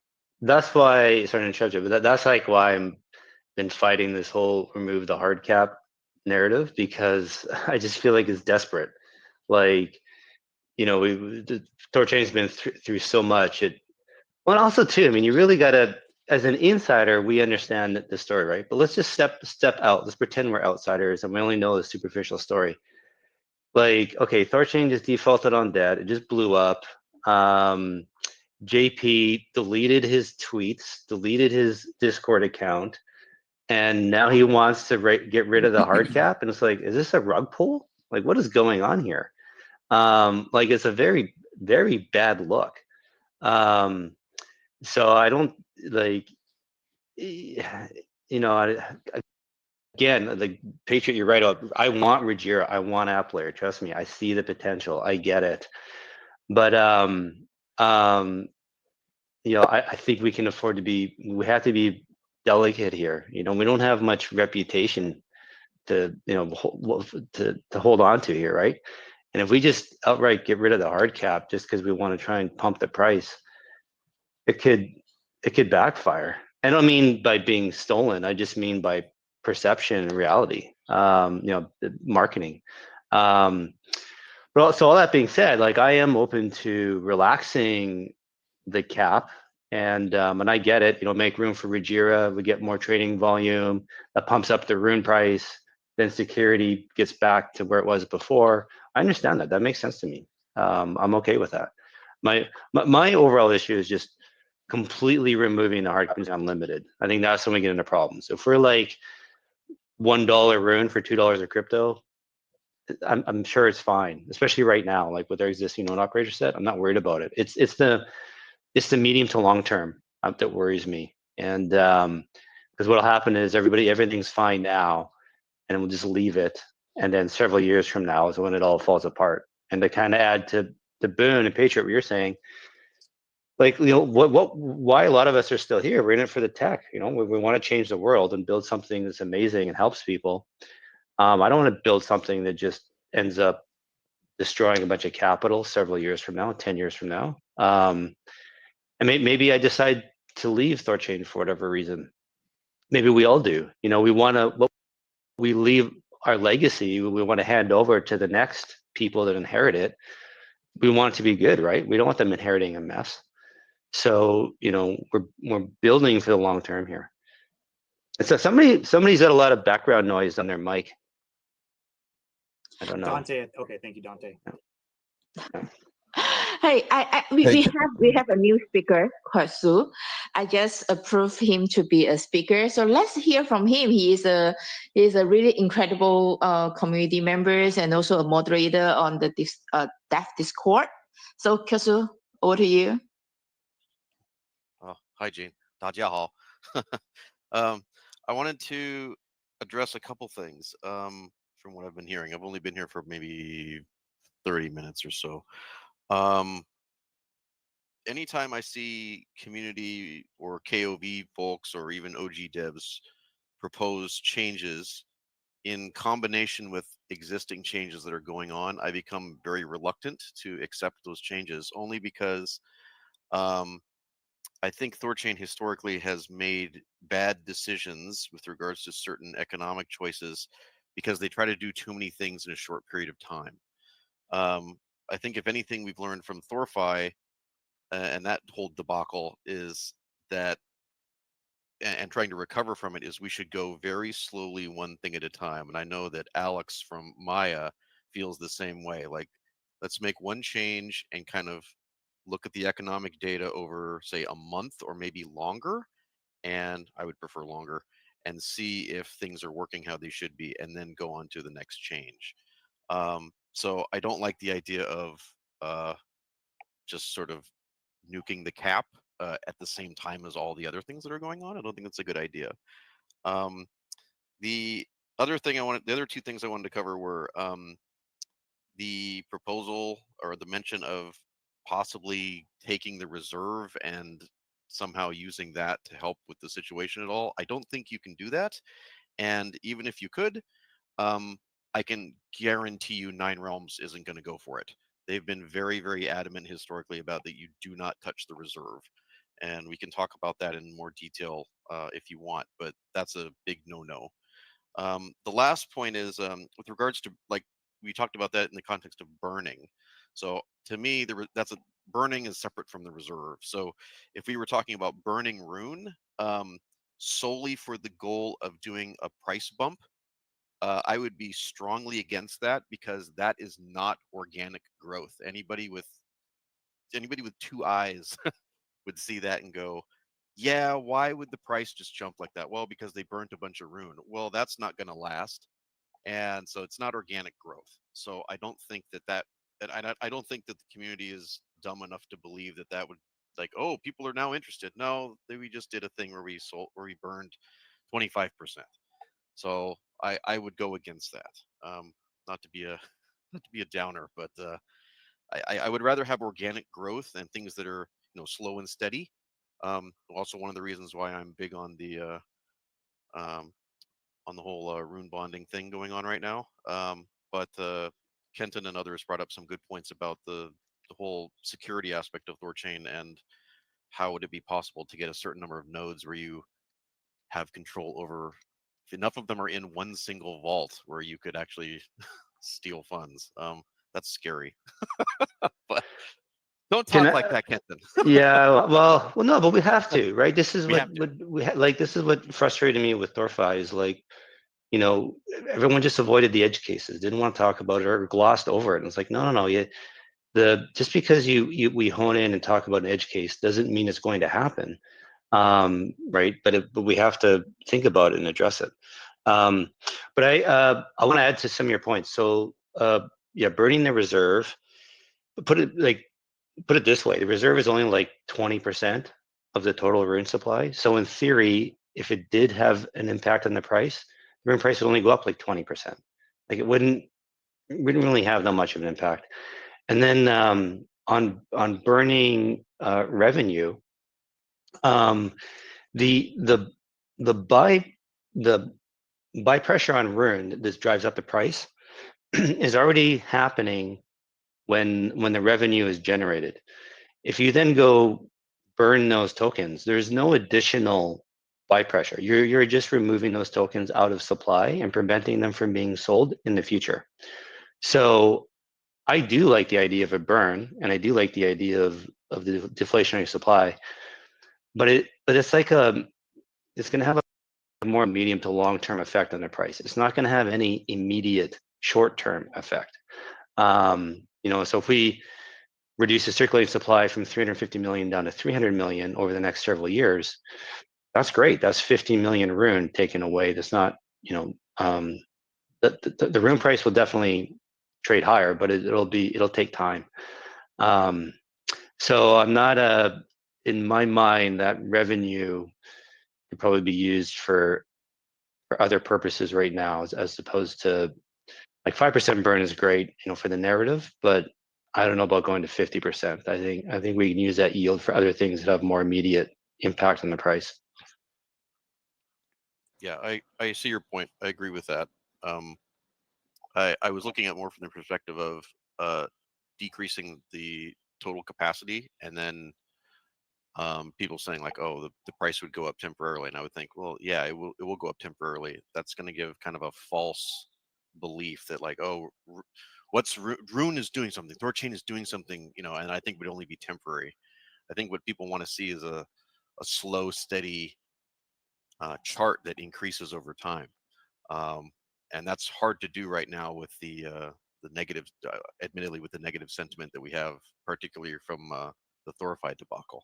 Right. So right now, I just kind of want us to get out of that, and then let RUJI explode, and then see what happens from there, because that's going to open up all kinds of really cool avenues. The app layer stuff is incredible, but that gets off the topic of this X Spaces. Well, but let's bring it back. I'm trying. I think we've all been pretty honest about being bearish. Let me be bullish. Let me put on the promoter hat now. So with app player, RUJI, all these other, like, we get perps trading, like perpetual derivatives trading in regular finance and crypto. It's like 10 to 100 times larger than spot trading. And right, THORChain right now just does spot trading. If we can do derivatives properly, safely on THORChain, the volume is going to go through the roof, and that volume is fees coming to THORChain. And what's great about THORChain is that the fees are paid in Rune, right? A user, when they're placing any way they're interacting with THORChain, they got to pay a fee, right? Pay the price. Well, they have to pay in Rune. They don't have to have a Rune address or Rune in their wallet to pay the fee. Like when you, like in ETH and Ethereum, when you're doing a transaction, you always have to have some ETH left over to pay your gas fee, right? You don't have to have that on THORChain. When somebody's using THORChain, it's taken out of their trade. And so if you're doing something in Bitcoin, Ethereum, it's just automatically taken out of a portion of that Bitcoin. And it's buying Rune in the background to then deliver to THORChain to pay the fee. And so that's instant buy pressure on Rune. And like last year, we had $30 million or $31 million of real buy pressure on Rune. Right now, this year, if you annualize this year, we're at we should have like 56 million. I know the events from February and January are outliers, but it does make sense for us to have at least 50 or 60 million in volume this year based on our growth rate the last few years.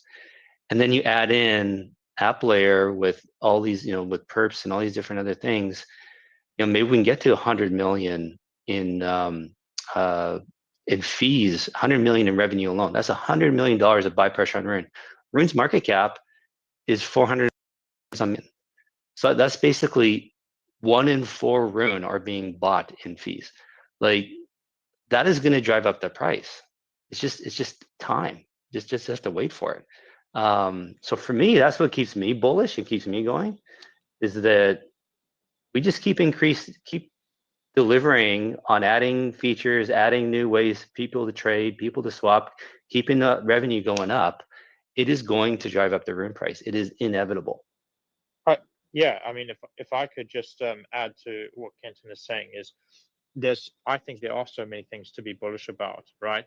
And I was definitely listening very closely when Heimdall or Nordic Knight was talking about the bear case and the potential downside.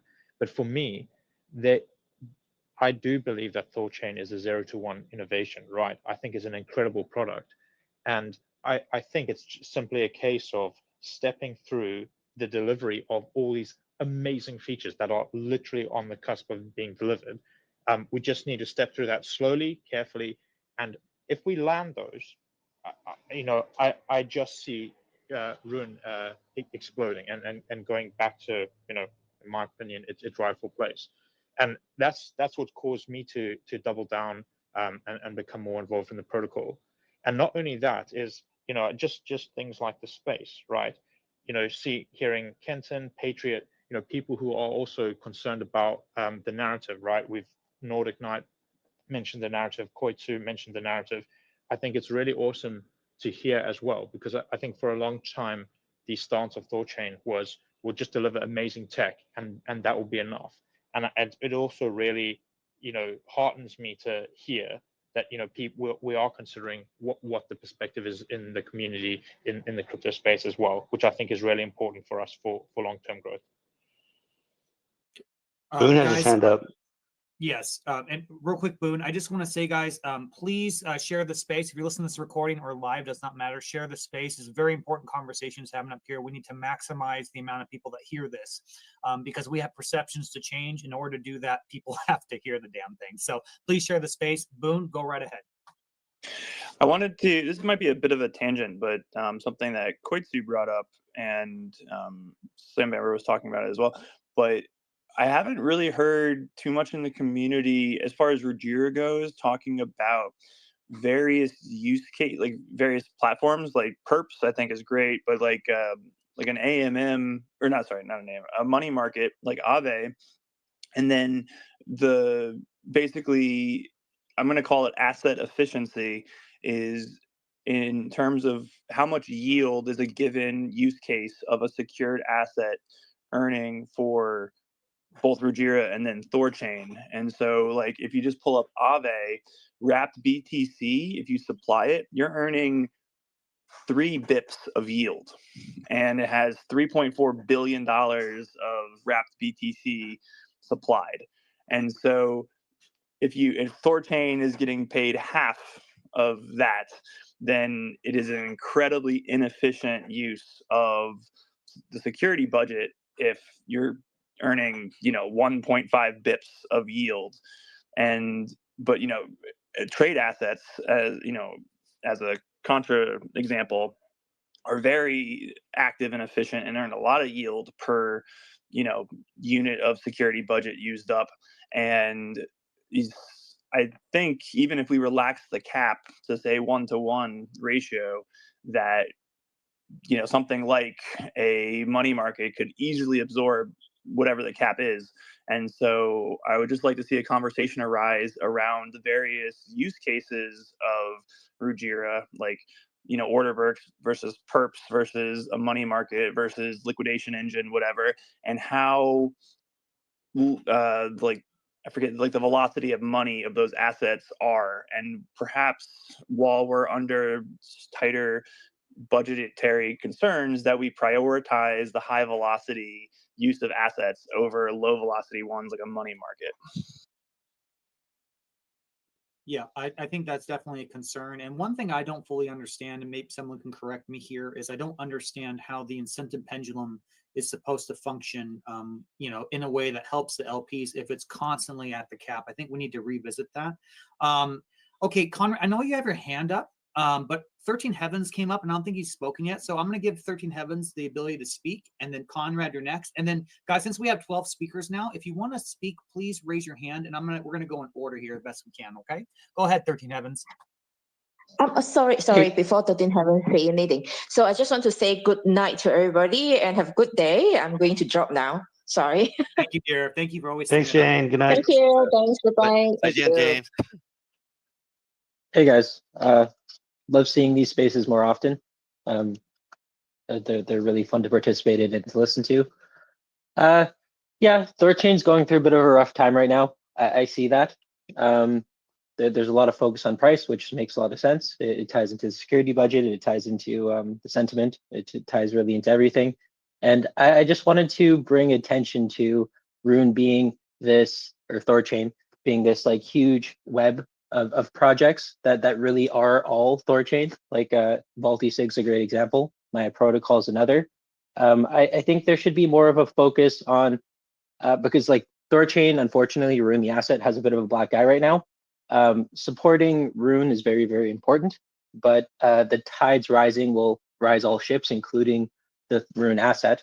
So I wanted to advocate for supporting the ecosystem a bit more. If you see fantastic charts and price breakouts on Voltisig or on Cacao or on any of the other ecosystem tokens, I do think that'll feed back into the positive sentiment and the momentum of THORChain itself. And then another thing I wanted to bring attention to was helping to reduce the impact and power of centralized exchanges like Binance. I think I mentioned this in a previous space. I would love to see a future where arbitrageurs mainly trade Rune against other Thor likes, like eventually maybe Chainflip if they add Rune, or Maya Protocol, or Siri Dex, or whatever it comes. Next, I think a lot of the attention or a lot of our efforts should go towards reducing the dominance of sexes, which is by supporting ecosystem projects, as well as supporting ecosystem projects in that it'll help wash away the negative sentiment and bad taste towards THORChain. Because Rune is kind of a hard asset to pump right now for a lot of reasons. We have a black eye as far as I don't want to call them exploits, but the exploits that have happened. So like that's kind of difficult. But if you see, like, Voltisig's a great example. If you see Voltisig do really well, it'll bring in a lot of new eyes towards the ecosystem. And like you might think, well, that'll only help Voltisig. But realistically, once you get into that asset, once you realize this is a good asset, I like it, I like the fundamentals of it, Voltisig's a very cool token, a cashback token, it then leads you to the next thing, which is most likely Rune and THORChain. So I think by helping ecosystem projects really catch traction and really gain positive sentiment, that'll have a trickle-down effect to THORChain and Rune and will help wash away the negative taste in people's mouths. So I just think there should be a bit of a focus on that. That's a great idea. I agree. I want to kind of add to it too. Like there's a lot more going on than just the problems with THORChain. Like crypto in general is down. Everything is down. Like normally, you know, when the markets are down, Rune will be around number 80 market cap on coinmarketcap.com. And so if we were back at that same ranking, the Rune price would be $2. So like, you know, I think a lot of our down move over the last few months has been market related, even though on top of our minds is THORFi and everything, the default. But I think it's much more attributed to the market being down. Everything is down. Everything's beat up right now. So it's not just unique to THORChain. All projects are feeling it. Yeah, 100%. Just unfortunately, THORChain has a little bit of a baggage, which kind of added a multiplier to that down move. Yeah, absolutely. And I think the point of these spaces and the point of everything is to undo that the best we can. You won't get rid of it anytime soon, but this is the beginning step, guys. And that's why, again, I want to make a call out. People turn in late. We have Slambammer up here, a new node, thanks to RuneTard helping making new nodes. He stepped up. Slambammer, if anyone is a BP here, please bond your Rune with Slambammer. Let's get him churned in. Let's diversify the network to make it as hardy and resilient as possible. Again, guys, share the space. This is great stuff. Conrad, you have your hand up. Go ahead, buddy. Yeah, I just wanted to be more positive. I know this is about price. And I feel like if people are looking for like the 7Xs and stuff, then they can go trade meme coins. But I feel like most people probably in here are actually thinking like, oh, what is something that can actually make a difference? And I feel like, you know, THORChain can actually do that, which is why I don't mind that, you know, we're taking a beating and getting like, you know, battle tested as we try to actually do something. But I do have some comments. I know somebody was talking about like, you know, burns, and I feel like in a place where, you know, why would we burn something? It seems like it would make more sense to have that turn into actual truly benevolent nodes where it kind of has the same effect of like, this is not something that will ever be used, but it is something that can potentially secure the system using smart contracts and whatnot. Because eventually people like Kenton may want to leave, and so what replaces it? And I don't know if I like the idea of like, market to more people, get more people, and so then Kenton leaves, and then we have this other. It's like it'd be cool if you had something truly benevolent that's just, trustless, that nobody, can touch, that actually secures the system. And then just keeping everybody still focused on the task at hand, less so much the price. I don't think that can ever exist. I don't think you can ever make something so benevolent that can work in a way that fully abstracts risk. I understand what you're saying. We can optimize things for sure and improve them and make them more intuitive. But I'm glad you brought that up actually, because someone had a comment. Max said in a comment, like, they were disagreeing with me. I don't think they quite understood what I was saying about, forming a relationship with your node operator and that you can fully trust them. That's not what I was saying, especially when it comes to UI. Talking with your node operator is the very beginning, but on the UI, if we could have other metrics that are objective, like past performance, that could also be used as a means to determine a node operator on the interface, that would be good. So there's so many things we can improve, guys, on this protocol. And that's what we need to do. We need to focus on making THORChain just that much better. Go ahead, 13 Heavens. Yeah, 2 points. One, as far as burning the reserve, I don't love that idea. I know in the early days of THORChain, we had some exploits during ChaosNet, which wasn't a big deal. That was what it was for. But I do think one day Rune will have a much stronger price premium to it. It'll be a much stronger asset.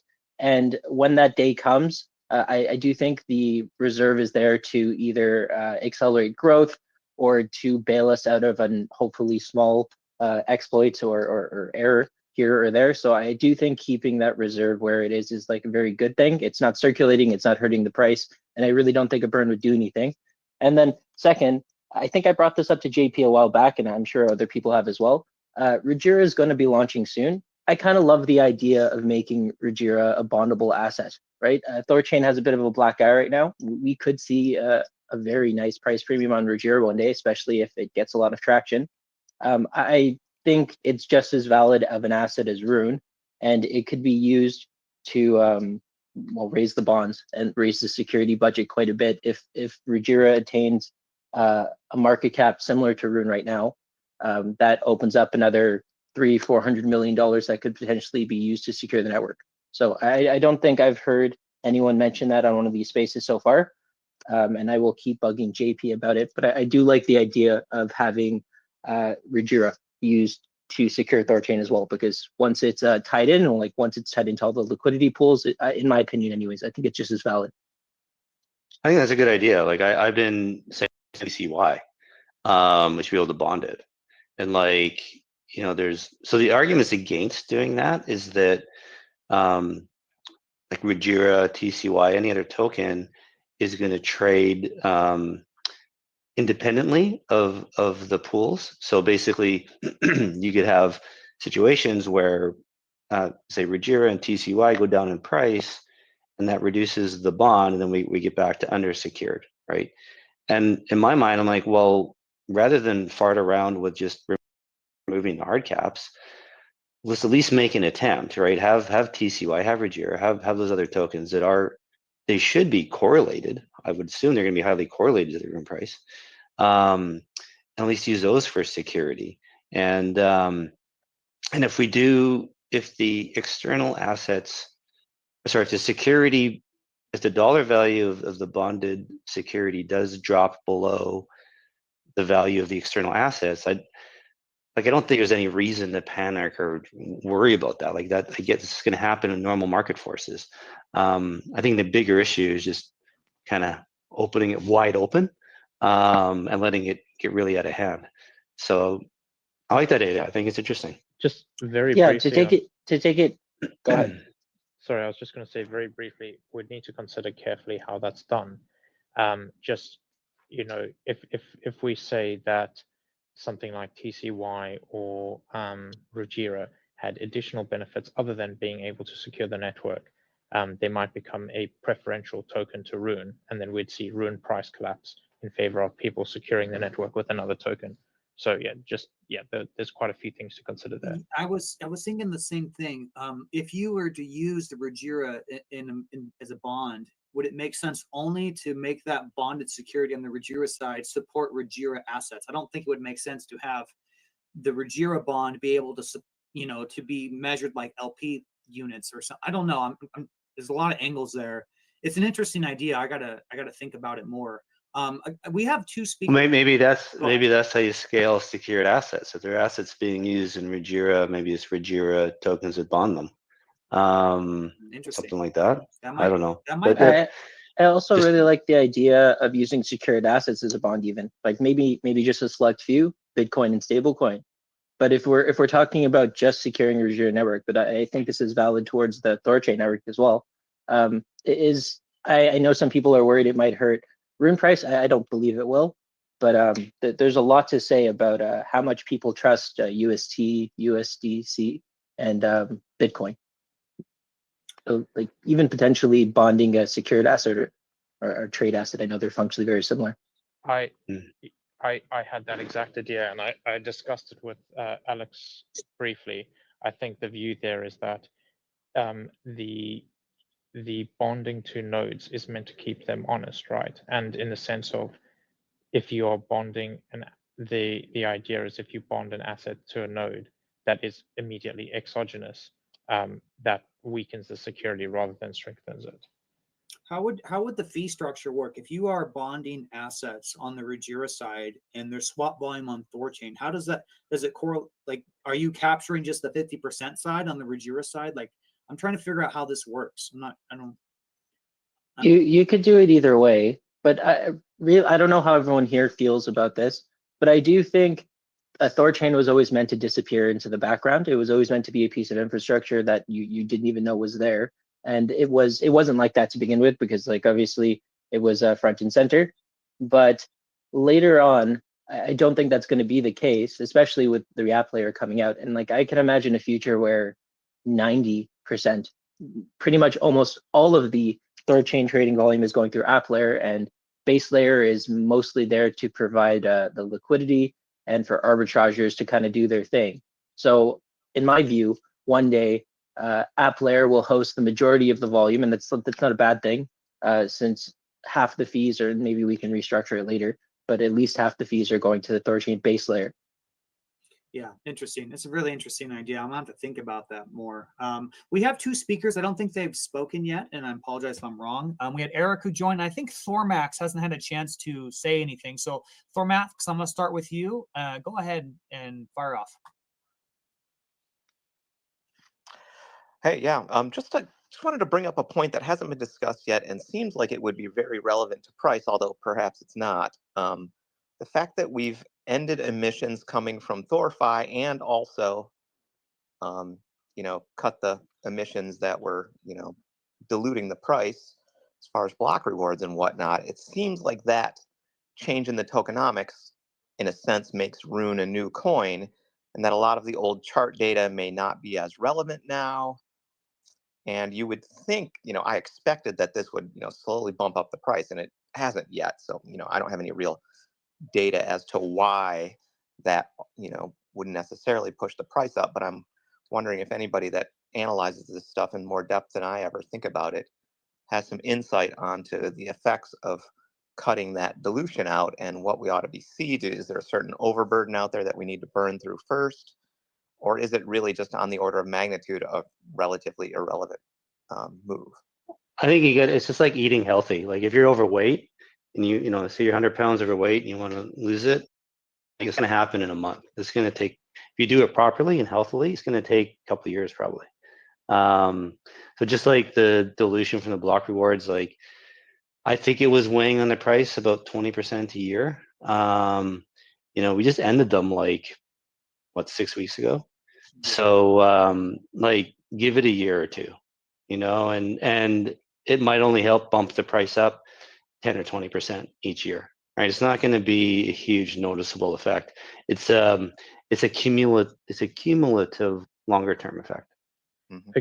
Agreed. And I would also just say that is a question of, we've made a whole bunch of really amazing changes, and that's why I'm more bullish than basically Nordic Knights bear case.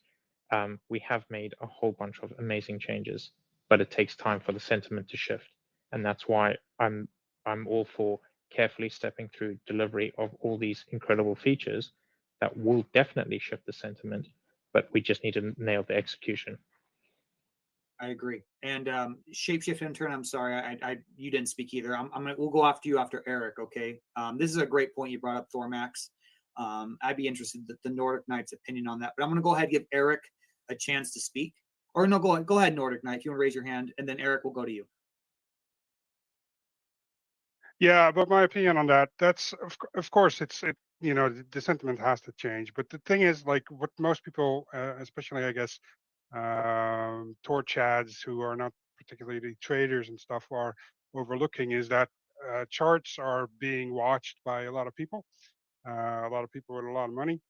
And once you break a certain structure, right, it performs a certain weakness. And the moment that that weakness is there, then they will maybe actively or even not actively, like, set their bots in to kill a chart. Really, that's just all there is to it. If you load up a couple of million on Binance and say, okay, this bot is going to trade against THORChain because the chart looks like crap, then that capital is just trading against you. And I think there's quite a lot of them that are actually doing that. And you know what you see. I'm not sure how you guys are versed with EMAs and Fibonacci's and stuff like that. But you can easily set up a bot with a couple of $100,000 that just trades off the EMA. And you see that very actively in the chart, that you know the bots, like the people trading against you, are just overwhelming the chart because there's no real buy pressure coming from the small people, the small community that we are. We need to fight that, right? And as long as we don't do that, these automated trader bots just, you know, wreck you even more. And that's the reason why you don't see anything there. Nordic Knight, do you think if people get their Rune off of Binance, that will reduce the short sellers' supply? So if people want to support the Rune price, get your Rune off Binance. In my opinion, Rune should have never been on Binance. It should have been done like Cacao. It should have just been all bonded, and the trading coin should have been Maya. But you know, that's 2020 hindsight, I suppose, and there's not really a lot that you can do about it. But Binance has such a big bag for a sex that it people who want to do this, they have on near infinite ammunition to do so. Kenton, this might be another campaign we can do here about getting Rune off centralized exchanges. I think there's an angle there. Yeah, and this happened in TradFi too. You know, people don't understand that having their stocks sitting in a margin account is, even though they're not shorting the stock themselves, they're making it available for people to borrow to go short and drive the price down. And so, you know, there's campaigns in TradFi for people to close their margin accounts and just hold their stocks outside of them to prevent their shares from being borrowed to be sold short. So it's the same thing. You have your Rune sitting in Binance. These short sellers could be borrowing it to drive the price down on you. So again, if you're actively trading Rune, fine, I get it. But if you're just sitting there holding Rune for a couple of years, get it off Binance. And this is the whole point of Thor. This is what I find funny, actually. If you own Rune, you should understand that the whole point of THORChain is to fight centralized exchanges, right? So that you can have self-custody and avoid all those risks with centralized exchanges, like getting your account frozen, not being able to withdraw. Get your Rune into self-custody. Safer for you. You're benefiting the network. You're preventing it from being lent out to short sellers. And get your Rune off Binance. I've often sort of had this fantasy of, you know, playing out a mental future where we would do a kill switch on any Rune that isn't in the network, sort of like we did with the BEP20 Rune. It's like, you know, obviously that would have downside effects or create massive sell pressure for people that didn't want to put anything in the network. But I'm very curious to know what a THORChain without Binance Rune would look like. Go ahead, Eric. Hey, Kenton. Thanks for having me, guys. I've been part of THORChain since late 2021. I'm not an OG, but I have been following a lot. I'm involved in the ecosystem actively for around 2.5 years. And one thing that I would like to raise for everyone listening is that THORChain, the cross-chain ecosystem, we used to have this strong culture and this weight on how people perceived what THORChain was doing, what THORChain spearheaded, and then Maya, Chainflip, right? All of these players are pushing as well. And I would just like to ask people who have more influence in the space, in the cross-chain space. Now that we flushed out everyone who doesn't want to be part of THORChain anymore, and yes, we saw the price action, of course. The people who are here are the ones that are fully convinced that we do have a future as the cross-chain space, and entails. So what I just want to say is maybe we should try to work a little bit on the perception to the outside and how potential new players and new holders see THORChain, because right now I don't see like all of the problems, the economic and tokenomic side of problems are basically solved. But how do we turn all of the people who are outside of the THORChain, the cross-chain ecosystem, how do we make them understand what THORChain stands for? Because right now I see a lot of people, like the people who have a voice in our space, in our little space, in our corner of crypto, speaking to the existing members or holders.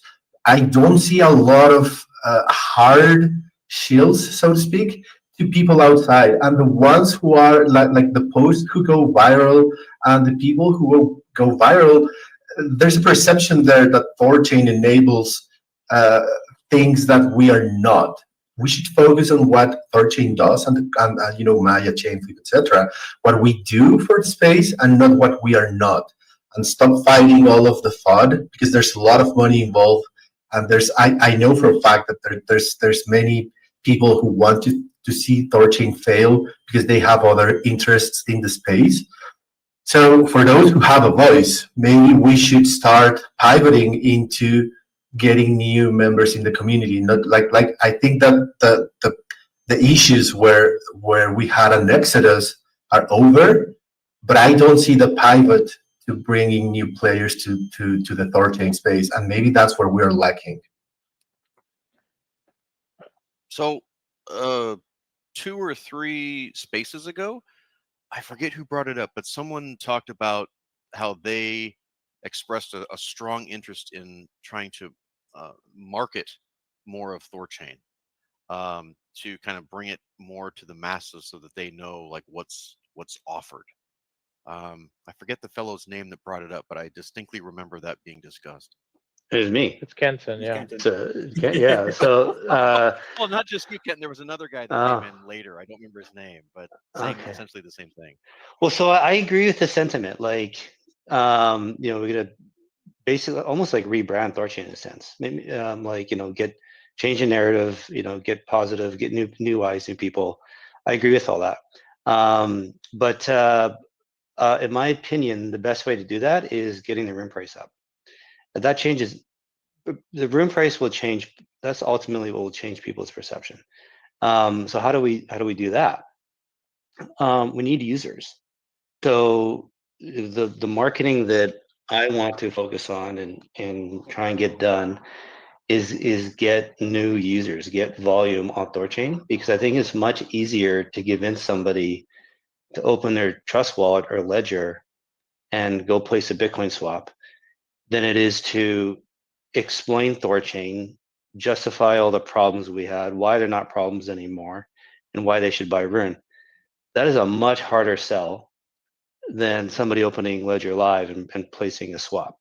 And so not only is it an easier, so if it's an easier sell, it means we'll have more success.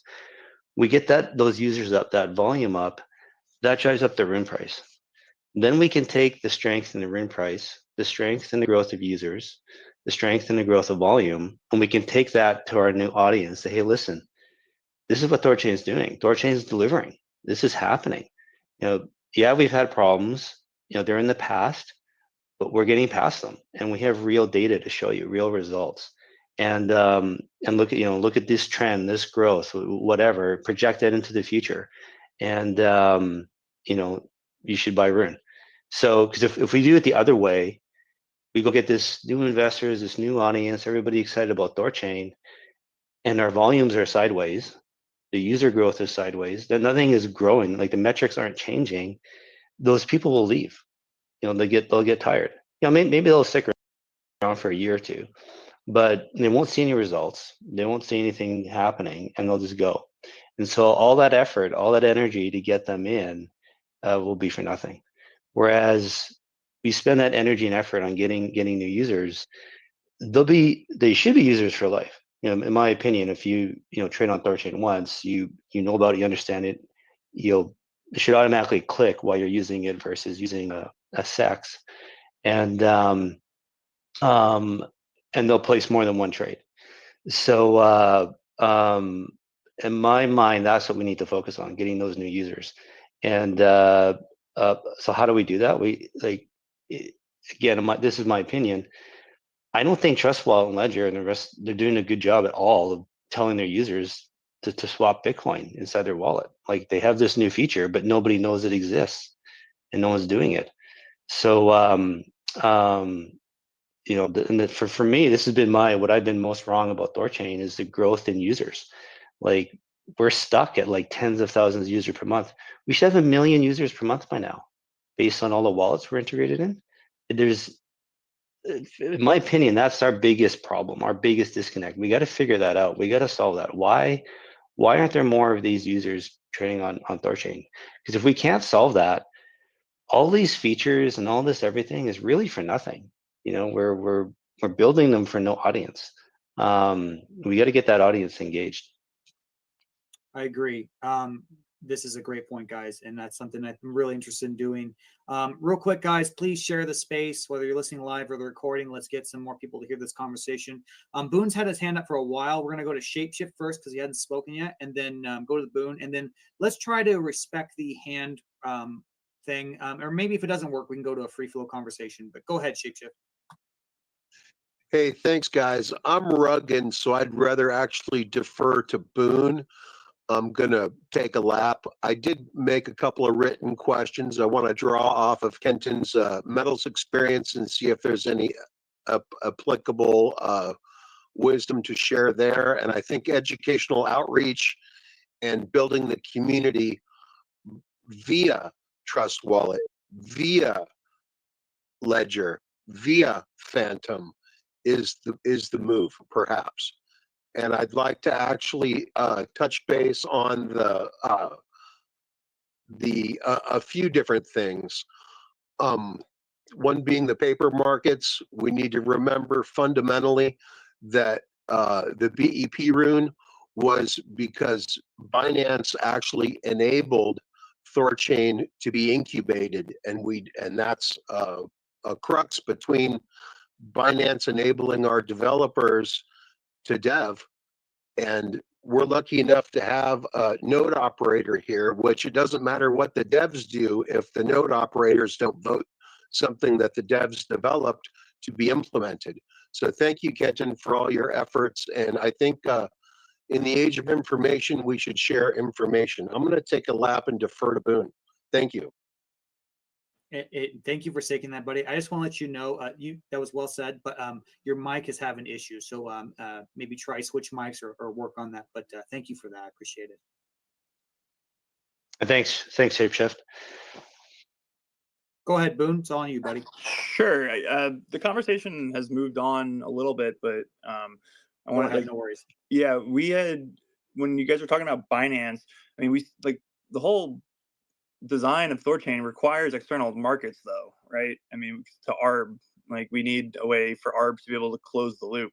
So I think there's some amount of, and I like what 13 Heavens brought up is like, yeah, in a perfect world, that loop could be closed with Maya, and then the arbs can just stay in the DEX space. But like until the liquidity is deep enough for that to happen, we do need external markets for the arbs to do their thing to keep THORChain price on point. So I think that is, just needs to be acknowledged. And then, well, can I actually, Boone? No, we only need external markets for Bitcoin and Ethereum prices. For Rune, it could just be priced on THORChain. We don't need an external market. It'll be by having Bitcoin and Ethereum prices, that gives Rune a price, a value. So and that's exactly how Cacao works, right? THORChain, right? 13 Heavens.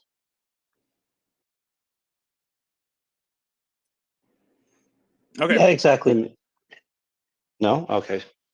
No, it does work exactly like that. Cacao sorry. doesn't have a third marketplace or a secondary marketplace, which is actually probably why we're seeing quite a bit of stability. Like I know all assets have been hurt quite a bit, but originally the THORChain Rune pool in Maya was so massive that when THORChain went up or went down, it caused like a knockdown effect on the Cacao price quite a bit. And more recently, the Rune pool has become I think the second biggest pool, the third biggest pool right now. So when Rune goes up, Cacao doesn't go up as much. When it goes down, it doesn't go down as much. But we've actually seen a pretty decent inflow. So like the Cacao price has been performing pretty well. But yeah, no, we don't necessarily need a third or a second Rune marketplace. The only time that really helps is if someone wants to enter Rune in size. But even then, you can use the THORChain, the various THORChain pools to arb against that trade. So realistically, no, you don't need a third party place to trade Rune. It can just help in some cases if you really, really want to enter in size. But I do think, I don't want to call it the enemy, but I do think the biggest anchor on Rune, besides like the negative sentiment right now, is Binance. Like I love Binance, but between all of the professional traders trading Rune as a speculative vehicle and having no intrinsic skin in the game, it causes this ripple effect that really harshes Rune's movements in both directions. Okay, yeah, thank you to both of you guys for that correction. Yeah, that makes a lot of sense. And I did not have a proper mental model of how ARBs work. So yeah, that makes a lot of sense. And then the other point I wanted to this is what THORMax brought up about how the changing structure of like Rune tokenomics. You can kind of look at the Bybit hack as like a nice little case study because so much volume went through in such a short amount of time. Like over the course of those 4 days or whatever it was, the Rune price went from like 120 to 160. And I think a lot of that can be attributed to the direct buy pressure. I saw someone say it was about like, $5.5 million in fees were collected by THORChain itself. And so that's, 5.5 million in buy pressure on Rune. And then of course we had some large wallets dumping, so that price gain got squashed. But I think it was a great case study of how volume directly impacts price, especially absent of the block rewards. And so yeah, those were the two things I wanted to raise.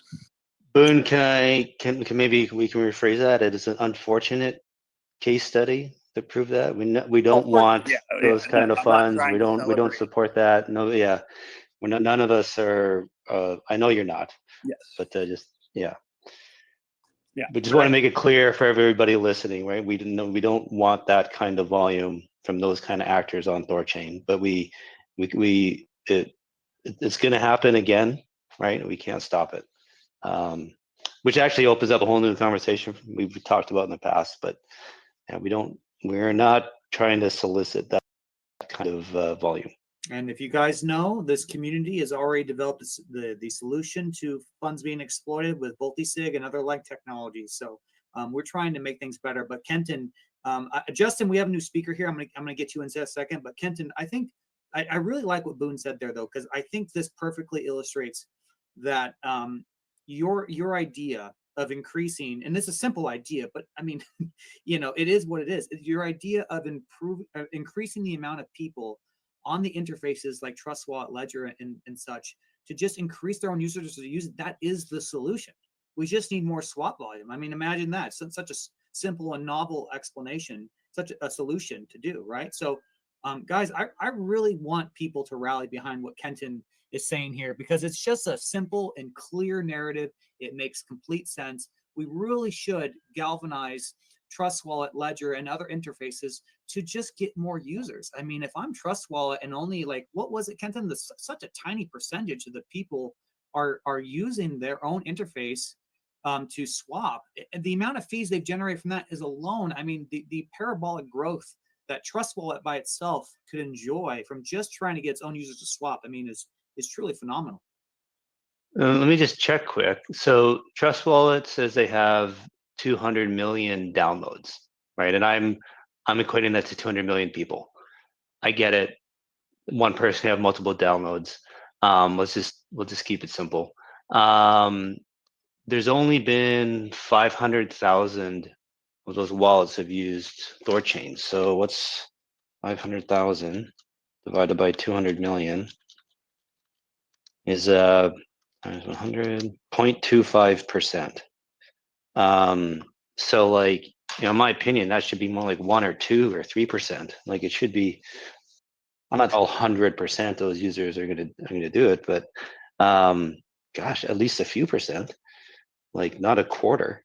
Right. So there's a huge disconnect there. There's something wrong. There's something going on. Maybe those 200 million, that 200 million number is fake. Maybe Trust Wallet is lying. I don't know. Like maybe it is a few million people who've downloaded it 20 times each. I don't know. Like, but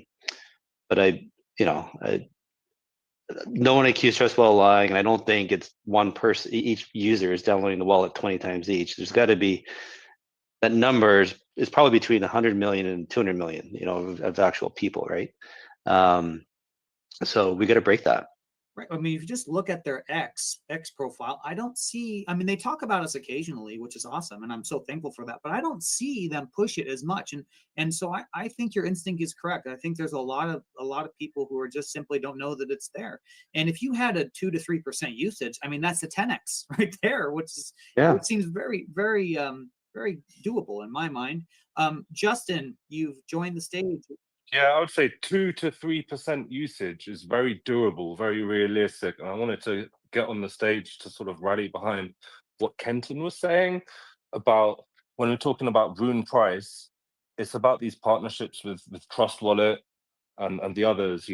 These wallets have been building users for years and years, and they benefit every time someone uses, because they can program in what commission they want to take, and then this is the way forward, because we can use videos, we can use memes, and it's all about timing, it's all about marketing, and it's about spreading the word of like, you can use the wallet's interface to swap natively, and this will give you the lowest slippage. And it's exciting to have such a clear and achievable goal forward, and that's why I wanted to get on the stage, just to say I like that idea. Okay, so we have everyone's attention here. People are going to listen to this recording. Is there someone out there with some video editing skills? I can do a little video editing, but I'm abysmal compared to most people. We should really, I think we should all just pool our talents here. Let's get some people together. Some people are good at speaking, some people are good at video editing, some people are good at technical analysis, right? There's a lot of different skill sets here. I think we should get together and really just start pushing content and just doing things, right? Like we said, I don't get paid to do this. I'm just a regular human being just doing it because I believe in it and I really want to succeed. But there is so much potential here, guys. I mean, if we want THORChain to go, if you want it to be 3-figure asset or even higher than that, let's fucking go. Let's do it. Like, what are we waiting for? You know what I mean? I believe in efficiency between thought and action. If you have an idea, just do it. It can't hurt, right? Like, if you think you can do something, just start right now, or make a plan to start right away. Let's just put our ideas to test, because I don't want to do spaces where we just talk about doing things and how cool and good and awesome. Like, let's actually do them. Let's do them. Like we're doing this right now. Like we're raising the bond campaign, wildly successful, hugely successful. Let's I don't know what you would call it, a campaign interfaces, use your users. I don't know what you would say, but let's do this, guys. Let's do this. Go ahead, Eric, your hand's up. Yeah, here's a thought. So you have the rails and you have the technology, and yes, it's great to market the technology, but in the end, marketing something so abstract might be complicated because people will not resonate as much as marketing a product. But as well as marketing THORChain as the rails to bring in users, if you see any app that it's built on THORChain or an interface that brings value to the ecosystem, a little bit indirect, and you see them doing marketing, jump in, drop a comment, drop a repost, join their spaces, whatever, because in the end, it's going to be easy if we coordinate to market THORChain, but it's going to be 10x easier to bring in users and volume through apps rather than the rails or the technology, because again, marketing such an abstract thing as cross-chain swaps, it's going to be hard.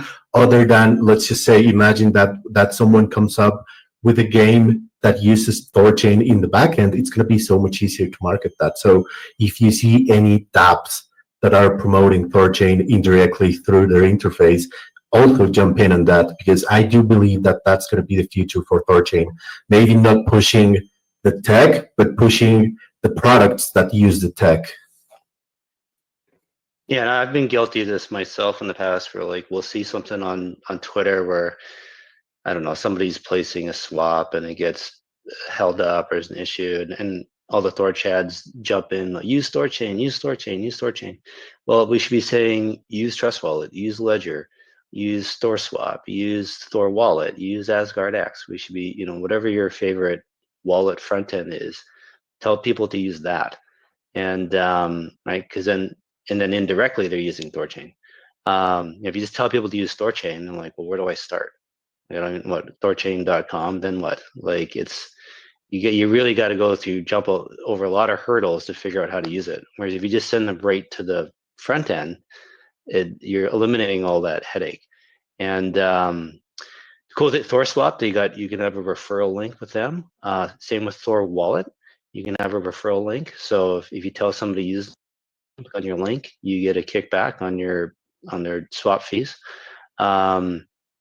So yeah, we shouldn't be promoting THORChain per se. We should be promoting the front end we want people to use. I completely agree. Guys. Okay, guys. We've talked a lot for a while. I think we're going on 2.5 hours. So this is great. I still have energy to continue, Kenton. I don't know about you. Is there anything, if anyone else wants to come up and speak? We got a request here. Okay, I got Shapeshift. Guys, this is an open forum. We're here to talk about, the price, speculation, what's going to happen. Yeah, I feel bad because Nordic Knight left, and I'm like, man, we didn't. I feel like we didn't talk about price that much.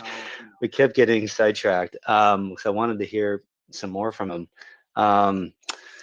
But yeah, it is open forum. We can talk about wherever you want, guys. We were trying to talk about price, but I think we got. Do you think we did price a good enough justice there, Patriot? Or do you think we can talk more about it somehow? Well, I think one thing. So we talked about price, and Nordic Knight did have where he talked about what the potential is going to be like. He gave a bear case, right? But then we address like what are the elements that we could do to change this outlook, because all of us here are willing participants of something. I mean, the thing, to give a little anecdote about myself, I did pretty well in the stock market because I invested in Tesla, and I had a dividend stock portfolio and stuff like that, right? Like the reason why like things are value is the outlook. Like it's been years, but like Walmart or whatever, like they can give a dividend and you're getting like, I don't know, 1% sometimes yield yearly, right, on a dividend stock portfolio. But people buy that stock because it makes them comfortable, and they know that Walmart is probably going to be around for a long time, especially since now we're post the Amazon scare, right? Like the sentiment of THORChain has a market valuation that I don't know, right? And the thing that I really want to hit home is that we have to take a slice of humble pie here. We've made mistakes, but we were open that we were going to be innovative and try new things. But we have to really eat our humble pie and know that we have to to start from basics again and rebuild our brand and rebuild our vision, and to bring new people in, and hopefully to get some people that were THORChads that are now jaded and not in our system. And I think to Nordic Knight's point, that's what we got to do. And then I want Nordic Knight to come up. We can do this space again about price. Oh, He gives a I noticed he just jumped back in. Nordic Knight, I invited you to speak. I felt bad that we kind of cut you off, and I don't think we truly got to let you finish your thoughts. If you want to come up and speak again, great. Love to hear everything else you had to say. But there is something I wanted to add about price. So I'm not trying to, how do I say this? I'm trying to talk constructively and not lament on the past. But basically to help understand why THORFi kept the room price down. So, and I can prove it. So everyone in crypto understands the difference between market cap and fully diluted value, right? If you get a market cap of a token is 100 million, but it could have a fully diluted value of $1 billion. And everybody will value that token based on $1 billion valuation, not 100 million, but $1 billion, right? Because they know those tokens are going to come free trading and they're going to dump on them, right? So people in crypto have learned this the hard way. This has existed in all of finance for thousands of years, but a lot of people new to investing, and a lot of people new to crypto, new to investing, and have had to learn that the hard way. So FDV has become this huge metric that everybody is highly aware and conscious of. Well, there's another concept. It's called enterprise value. And so enterprise value is like the total value, the total price you pay to acquire a company.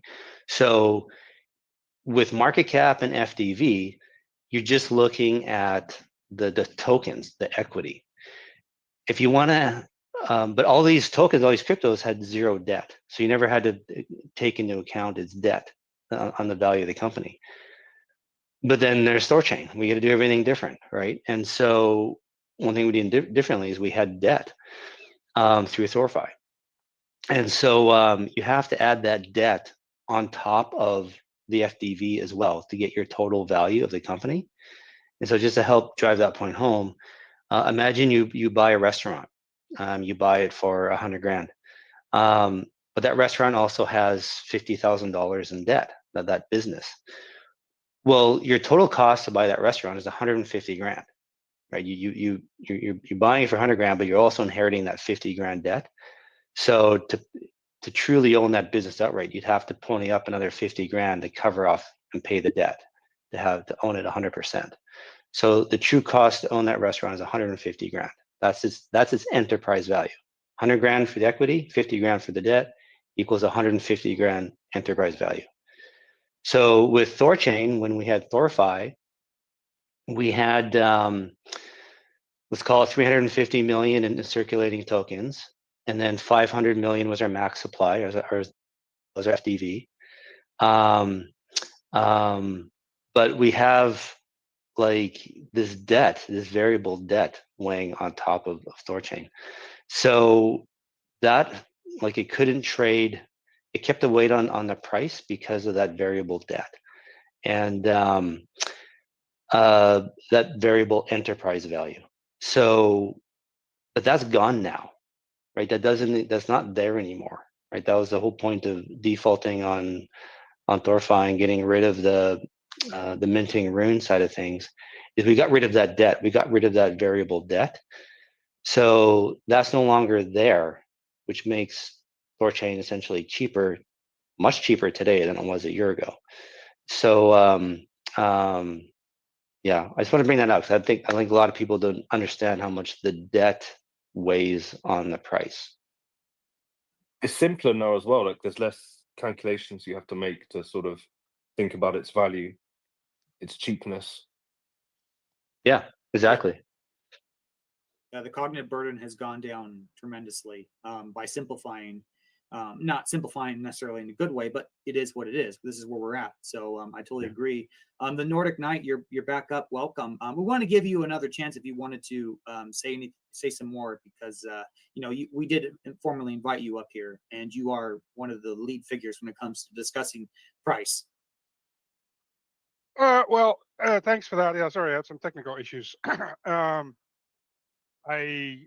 think I was gone like 20 minutes or something. Was there brought up something that you would specifically want to know, or? No, I just felt bad. We kind of cut you off a bit when you're talking about you're talking about the bear case of RUNE and Bitcoin, but then you kind of started, I think, going into the bull case, and I wanted to ask you as well, like I'm a terrible trader. Like, I actually do appreciate technical analysis, but every time I try and trade, I lose money, so I don't. But what I do know about trading and TA is that, don't you always have two cases? You have the bearish case and the bullish case. Like, you always, and you probabilistically weight each one. And if I'm right, if that's true, do you have a bullish case on RUNE and Bitcoin? How are you probabilistically weighting each one? Yeah, so like I said, for me, it is very simple. Like, I look at TA based on probabilities and not certainties. I don't think anybody should do that anyway. I mean, so for me, when I look at a particular chart, I see probabilities, and I see, of course, I see the bull case. Of course, I see the bear case. For me, the bear case at the moment is a little bit more prominent due to what I described as rejection of major moving averages and losing certain key Fibonacci's, and also losing a particularly important trend in this case that we did. So as long as these conditions are not met, the other way around, the probability or of a bear case, it's much higher. That's how I see it. So in order for me to start saying, okay, now RUNE has started to trend up bullishly again, it would need to at least come above like the last high we had, which was, I think it was 1.682, and then start moving up from there in a at least 5 wave pattern, like Elliott wave, and then come down 3 waves, and then hold the trend line, and then move up from there. For me, that is pretty much the bare minimum that I need to see in order to become, or purely on a TA basis, to see this chart turning around. Yeah, so that would potentially be move up five waves above 1.652. So maybe retest 3 point, let's say like say 3.5, and then move down, retest 2, and then move up from there. Then we have a bull case, purely from a TA perspective. Now, when I heard you guys mentioning the debt and stuff like that. Yes, you could argue that it's gone, but in a lot of again, I speak from a trader perspective, and perception of a certain asset is at least as important as a chart. So yes, it might be gone if you swipe it under the rug with TCY and all that.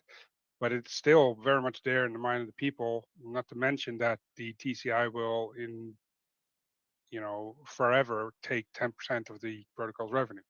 So it is some sort of debt, right? You just kick the can down the road a little bit. I'm just being completely honest here. Yeah, I agree. So I agree. it's not completely restructured. It's still there. It's just not actively dragging down the price, right? And it's not active sell pressure. Yeah, and it's not variable. Like with THORChain theory, if you wanted to be really conservative, you would assume that 100 million RUNE can be minted and printed within days. But that's not going to happen with TCY. No. So yeah, so but you're right. So now looking forward, the total valuation, the enterprise value of THORChain is going to be the market cap of RUNE plus the market cap of TCY, right? That's going to be the total value of THORChain. Yes, agreed. So I suppose we moved a little bit towards a certain Maya structure here with the Maya and Cacao bit. So which is not a bad thing. I mean, not by all means, but like I said, what's really bothering THORChain now from a TA perspective is that it has lost certain lows and certain Fibonacci ranges. And, you know, market makers or people with large bags, they really take advantage of charts like that. I mean, they have a saying, and I've been saying that in the trader channel for a very long time. It's like bulls, they make money, bears, they make money, and pigs, they get slaughtered. And I feel that, you know, the bears are now fully in control and they're making money. I mean, everybody's making money on THORChain. It's just not the way that you want it, right? I mean, if you look at this chart, the shorters have been making bank on it for a very long time. It might be time for them to hand over the stick and to the bulls again and have them have a shot. But from a TA perspective, you know, it doesn't look very good. Let's put it like that. I if I didn't know THORChain as much as I do, and I wasn't so much involved in the community as I am, and I know so many people, and I know what it stands for, I would not have bought it from a purely like chart perspective. That is. Do you That's think? a really interesting. Go ahead. Oh, sorry, Kenton. That's a really interesting point, right? If you look at a chart, if you look, to me, that is hugely powerful. I think the Nordic Knight is absolutely correct here. But the thing you have to understand is when you invest time to understand a project like THORChain, and if there is a real shift here, that's where the opportunity lies, guys. Okay, because the market, people who trade, you can correct me if I'm wrong, Nordic Knight, but they kind of have to be superficial in their understanding of various protocols. There's just so many protocols out there.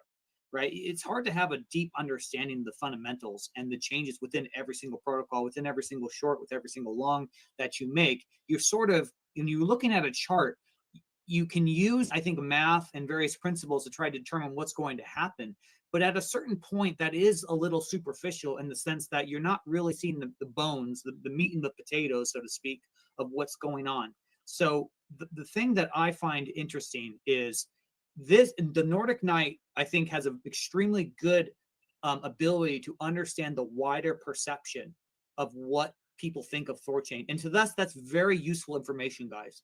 And I think we should use that information to affect the way that we do things, and the way that we communicate, and the way that we behave, and our strategy overall for THORChain. Like what Kenton said earlier about, you know, removing the cap. I think this is like one of the worst things you can say from a perception point of view that we could do. Not necessarily fundamental, forget the fundamentals, just the perception point of view, which has a direct effect upon us. Go ahead, Kenton.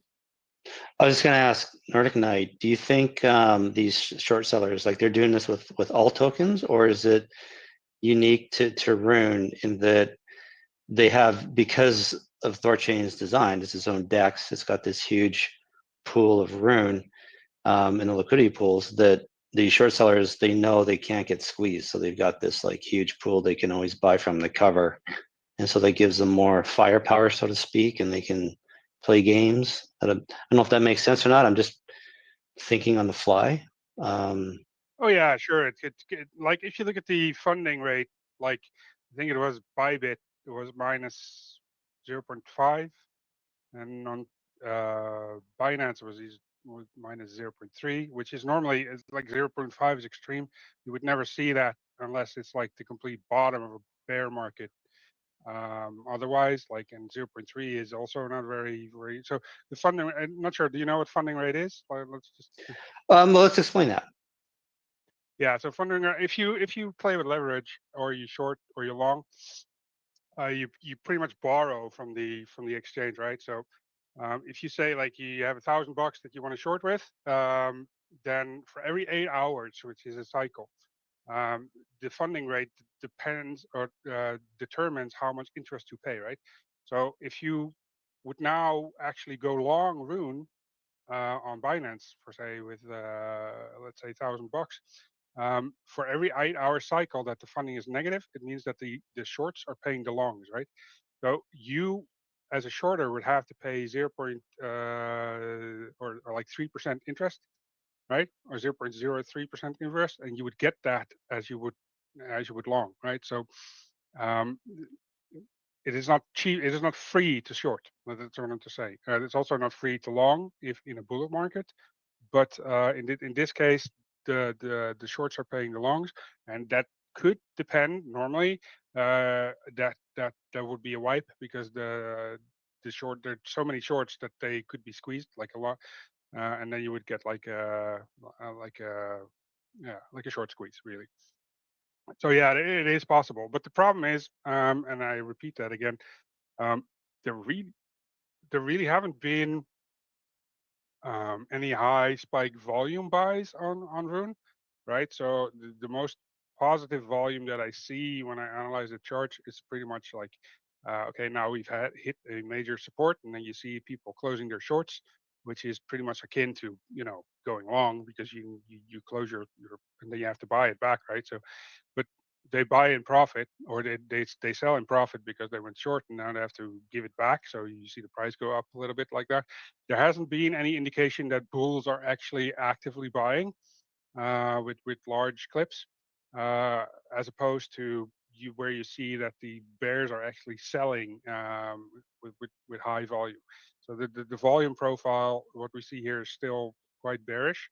And that gives shorters confidence. Like, okay, if these guys themselves are not buying, then it's safe for me to short. I mean, of course, you can rely on a couple of large traders that would like to go against these guys that are shorting Rune, but that would maybe just be momentarily, but they wouldn't be probably changing the major aspect of the chart, because they could probably squeeze it, sure. Like if you get a short squeeze, you could easily bump it up to 1.7 if there's a couple of guys with big bags who want to do that.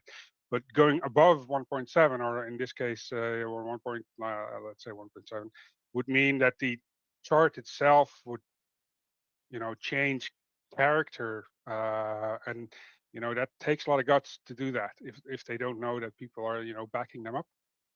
So yeah, that's pretty much the gist of it. They have free reign. There's not a lot of people buying. I think the most of the torch ad whales, and I don't mean this in any disrespect or any negative sense. I think the most of the torch ads and the large THORChain whales, they are uncomfortably long with their own bags already, if you know what I mean. And yes, we've all they bought want to. already. Yeah, right. So now they're hoping for somebody else. Like I think it was you, Patriot, who said this earlier. Like, who's going to buy our bags? You have the same thing now. Who's going to buy your bag? Like, everybody is so uncomfortably long within the ecosystem right now that at this price, they're starting to feel a little bit overexposed already, maybe. And because there's a potential downside, and that just means that the whales themselves are not actively pushing the price up either, right? And that gives a certain amount of overconfidence, maybe if you want to call it like that, to people who want to short, because they know who's gonna do something against it. Is it I the totally THORChain whales? agree No. about the about everything you're saying. It's very interesting. I think you're shining a light on some of the pressure on the price, but I just wanted to. I'm new, so I'm probably wrong. So correct me. There are going to be opportunities for people who buy more Rune, or new people who buy more Rune, or anybody who buys more Rune, to provide more liquidity, and that can be very profitable in terms of APY. Especially with the Rune price so close to its minimum price. And then the other thing I was going to say is that people are when the bull market kicks off again, then the fundamental value of Rune is going to go up as well, and that. But I do totally appreciate you shining a light on what's happening in the trading communities and the perps on Binance. But correct me if I'm wrong. Like, isn't there a huge opportunity, but for people to LP, and isn't there another opportunity for people to speculate on future legs up in the overall market, kind of thing? Yeah, well, you have to, if you look at the overall market in general, I think that there's really no doubt about it that there's only has been one bull market really, and that's Bitcoin. To be honest, I mean, the rest has just been going up in waves, but has pretty much come down to wherever it started from back in 2022 anyway, or 2023. What was it when when Bitcoin started to kick off 2023? Yeah. So like if you look at BTCD, which is the Bitcoin dominance chart, right? The last time uh, the bull market really kicked off, Bitcoin dominance was at 73%. We are now at 62.2%, and it really does not seem like it's slowing down yet. So the dominance part is a major factor here, and that is something that I've been saying in the THORChain trader or the RUNE traders chat as well, right? The problem with the market nowadays is that but people go like, but what about the if the bull market resumes again and then everything goes up? And the thing is, what you now witness with Bitcoin is something that hasn't happened before in the future, whereas the most of the liquidity that flows into Bitcoin and that has been forcing it up for the last 2 years is actually ETFs and people like Sailor, right? But ETFs are stuck on rails. And what I mean with that is that the liquidity that they put in through the ETFs is it can't go sideways, right? So normally you would have the switch from the liquidity flowing into Bitcoin, and then when Bitcoin peaked, then the dominance would drop, and then the like a drip down economy, it would flow into the alts and et cetera, et cetera. But because of the major liquidity flowing into Bitcoin is locked and can only move in or out of Bitcoin and not sideways into the alt market, you won't be seeing it as much as you would like to expect. Like people have been waiting for the alt season for the last 2 years, still hasn't arrived. I don't see it arriving anytime soon either. Not until at least the United States government starts QE, which is quantitative easing, where they start to put buy assets or instead of just selling them off. I don't see that happening anytime soon. So that's one thing. And like I said, the only people that have been benefiting from this Bitcoin movement is like the Bitcoin OG whales and people who are smart enough to just buy Bitcoin pretty much at the bottom and not any alts. But the problem with that is that those people are not very keen on selling their Bitcoin either. So there's a liquidity starvation within the alt season, within the alt space, and you can see that pretty much everybody is like PvPing, as you call it, like player versus player, and everybody's eating each other, and it's cannibalizing everything. And you can clearly see if you look at the alt market that there's a ball of liquidity just rolling around, and now the whales are going to focus on this alt, and then they send it up like multiple X's, and then people think, now it starts, and then it starts rolling off, and then they just move somewhere else, right? So they take the ball, and it just keeps sticking, like that Japanese game on the PlayStation a couple of years back. So the assumption that saying like the rising tide lifts all boats when it comes to alts, and specifically the ones that are showing signs of weakness, like RUNE has, mostly due to its own making. Let's be honest. It's not so easy. It's not so likely. Let's put it like that. Of course, you can say, yeah. Sorry, go ahead. No, go ahead. I thought you were done speaking. Oh yeah, no. Especially when you say like, okay, there's more chances to provide liquidity. Yeah, I think most people who actively want to, like what I just mentioned with the shorting and the tradings and the market makers who actually try to do something, they don't move on chain. That is a bit of your issue, or our issue. Let's put it like that. Most of that is happening on the SEX, and it's not translating at all to on chain. Like, who cares if somebody buys like $1 million worth of RUNE when he just wants to, ride along and then dumps it? These guys on SEX are not holders, right? So it's just a zero-sum game, really. I think what you said was the perfect indictment about THORFi, about the assumption that all tides rise, it rise all ships, right? I think We need to stop using assumptions or these general ideas and trying to expand upon them in the future. And as Koitsu, Slambammer, and others have said on this stage, you know, like we need to be really careful and really thoughtful of how we go in the future. And I think returning to fundamentals is really going to be our saving grace here. You know, narratives, I don't think are going to save us. The one thing I was curious about, I don't know if you touched on this already, Norton, I don't remember. You know, everything you mention are economic primitives that are on sexes, and the sex volume is what greatly affects the RUNE price. With something like adding RUJI, how do you factor that in? How do you what's the word I'm looking for? How do you weigh that in terms of RUNE performance? If you're gonna have a new different economic primitive with a huge amount of swap volume, like where do you see the green possibilities here when it comes to RUNE? That's an interesting question, actually. I've touched on that in the Super Traders chat a couple of times, actually, more than people like, I suppose. At the moment, THORChain has always been very prominent in advertising its own real value, right? Which is something I was never in favor of because nobody else does it, and who needs to know how much RUNE is actually worth based on TVL, right?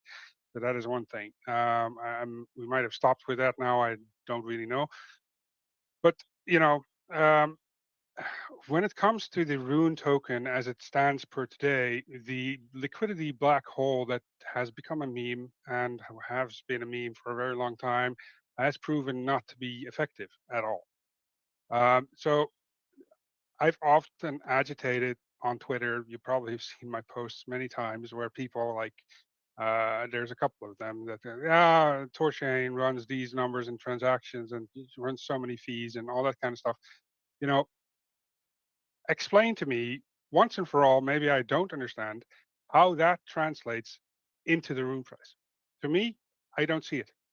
You can probably argue like, yeah, you get higher fees and it makes it more like beneficial for nodes to bond in, and you get like this node war and stuff like that, and that has been a narrative for like as long as I can remember, really. But let's be honest, it doesn't work.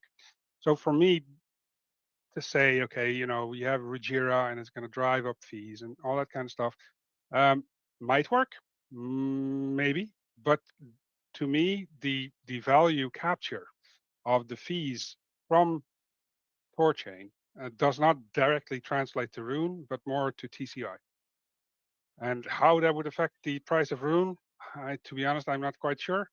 Unless you move everything into the on-chain itself and remove every single RUNE from the SEX, and you know, have it purely reflect the TVL, because in my opinion, and it has always been like that, is that the only true driver of the RUNE price is the TVL. It has always been like that. And you know, the higher the security model was, in this case, PatriotSounds, you know that if you have the 131, right, or the 121 factor, you know, the higher that is, the more theoretically one Bitcoin would in TVL would affect the RUNE price. If you lower that, then of course it will negatively affect the RUNE price. Yes.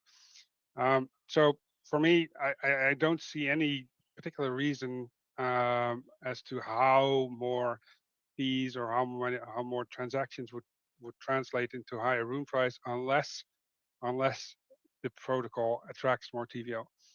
That's the only thing I see it. There's no real value capture unless you want to focus on hype, and then you come into the discussion that we prefer organic growth. Then yeah, okay, end of that discussion, I suppose. Interesting. The thing that Boone brought this up, he was talking about the exploited funds that went through THORChain, and there seems, as far as I could tell, there seems to be a commensurate relationship between swap volume also and the price of RUNE when it's really, really high. I mean, we had $1 billion day, right? So I hear what you're saying. I'm not sure. I mean, TVL is important for sure. 100% I agree. But I do believe there is much growth potential with just a simple formula of using swap volume. Our swap volume, relative to what it was a few years ago, has been exponential in its growth. But there is so much room here, and Mocha's not here either. But that's an entirely different economic primitive with a whole different use case that is bound in the real world, not just blockchain. Because let's be real, everyone up here, we're kind of siloed somewhat because we understand the ecosystem of blockchain, but the vast majority of the population is still not there. I still think if it, my gut tells me we're so very early. We're so very early. Because if you have primitives, economic primitives like Rujira, Mocha, and other new things that I'm not even aware yet, the 0 to 1 is just a better system to be used. And there is going to be price appreciation on that front of loan. But I definitely do appreciate what you're saying. And I think I have learned a lot from your perspective, because what you're saying does make sense to me on an intuitive level. But I just think for me, there's so many variables. It's difficult to parse exactly. I think it's multifaceted was what I'm driving at. Can I want to jump in and ask Nordic Knight a question? If somebody was buying 50 to 100 million dollars worth of Rune per year and putting it in cold storage, would that drive the price up, do you think? Yeah, as long as you get it off the decentralized exchanges, yes. But there's also another thing which is I've noticed, and I really haven't been able to put my finger on, and maybe somebody here could explain it to me. Whenever THORChain had an outage and was not actively, running our bots with on-chain and the SEX, the price on SEX usually went up. So that to me is funny. I mean, you would expect that the people on sexes would actually, have more of a bearish bias, but it actually seems that once THORChain is not actively, influencing the price on sex either, the price on sex goes up. So you have to ask yourself, where does that come from? I think I can answer it. It's because if they can't close, because if the THORChain pools are acting as a source of capital for them to buy the closed or short. If we close off that giant pool of capital for them to access, the shorts are probably de-risking, knowing, oh shoot, I can't tap into that at will, so I'm going to close my position, and that drives the price up. Yeah, that could be, for sure. It's something that I've been working or thinking about. Well, not actively, but it sometimes pops up in my head. But it's an interesting correlation that I really haven't been quite able to quantify yet. But yeah. And then I wanted, like I said. Oh, okay. Sorry. Go ahead. Go ahead. Sorry. I was just going to say when I asked you if somebody buying 50 to 100 million worth of Rune putting in cold storage, if that would drive the price up, it's because that's the point I'm trying to make about the revenue going to 50 to 100 million. That's buying Rune, and it's delivering that Rune to the pools and the nodes, and in a sense going into cold storage, right? The bond providers aren't selling that Rune. It's going into liquidity pools. It's not being sold. That's going to liquidity providers, right? So I get it that Rune can eventually be sold someday, but in the moment, it's no different than somebody buying and moving it to cold storage. It has the same effect on the price. Yeah, no, that's true. I agree with that. So of course, like that's the whole principle of the bond wars, right? Or the node wars in this case. Like I said, the assumption has been that the moment that we get more TVL, you will need to have more Rune bonded, like you guys are doing right now. It's pretty much like a bond war, not because of there's too much TVL that wants in. It's really much because of the price of Rune not holding up. So it's kind of a negative sort of a node war, if you will. But that was always, in my opinion, the main liquidity black hole meme, if you will, that would have driven the price of Rune up eventually. So yeah, what you say is completely true. Like if you bond more to a node and you get that off the market, especially the SEX, so it doesn't provide ammunition for market makers who want to manipulate the price, then yeah, it would have had a positive effect. But there's still this thing with the chart itself that makes it easy for these people to manipulate the price even more, right? I can see some signs of exhaustion on the price already. So unless Bitcoin really, craps out, I do think we are hitting a bottom. I don't think we're going lower as long as Bitcoin, well, not lower than 1, maybe 70 cents, or for that matter. unless Bitcoin, if Bitcoin holds and goes to 150K, I don't see that happening. If it does not, then yes, there's more downside to be had. But like I said, the chart is lending itself really. We have maneuvered ourselves into a position where the chart is very weak, and it's very easy to make use of when you want to go short. Yeah. Yeah, So, no, it okay. makes sense. That happens with all markets and all stocks, right? And you get periods where the bears are in control, short sellers are in control. They can move the price on us for sure. Not the case, especially with the Raise the Bond campaign we're doing. We've been a lot of success. Increasing swap volume, meaning more fees. And right now, people who bond their Rune, they're getting a decent return in Rune in nominal terms of the amount of Rune they get, right? So if the goal is to remove Binance Rune, right?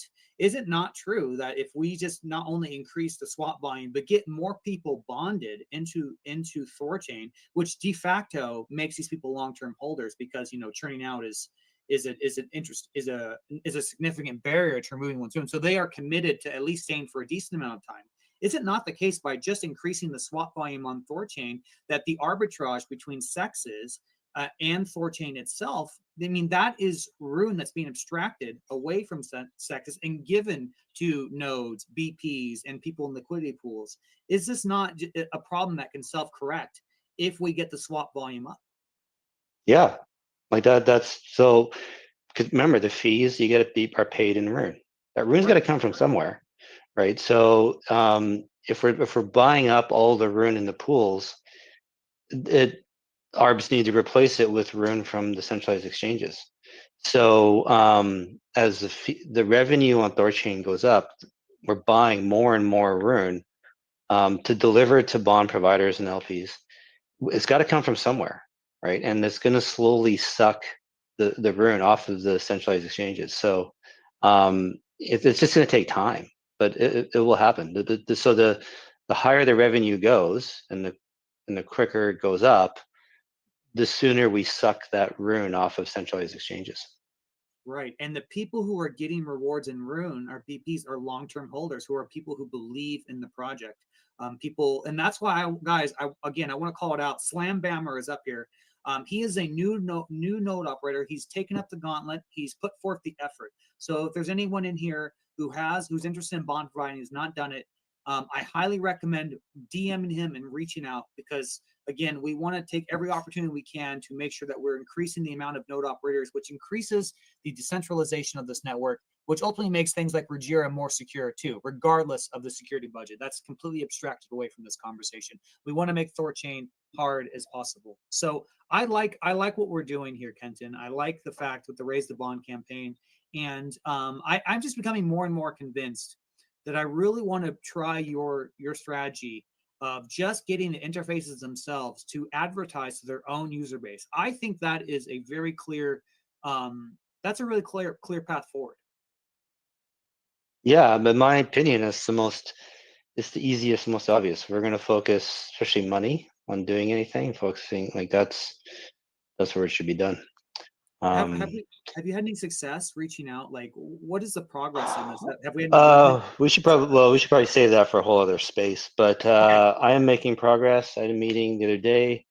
I've got a bunch lined up for tomorrow and Tuesday. So, but yeah, let's save that. It's moving forward. How about let's leave it there, and then we can talk another day. But I kind of interrupted Nordic Knight again. I don't know if you had more to say or add to your thoughts.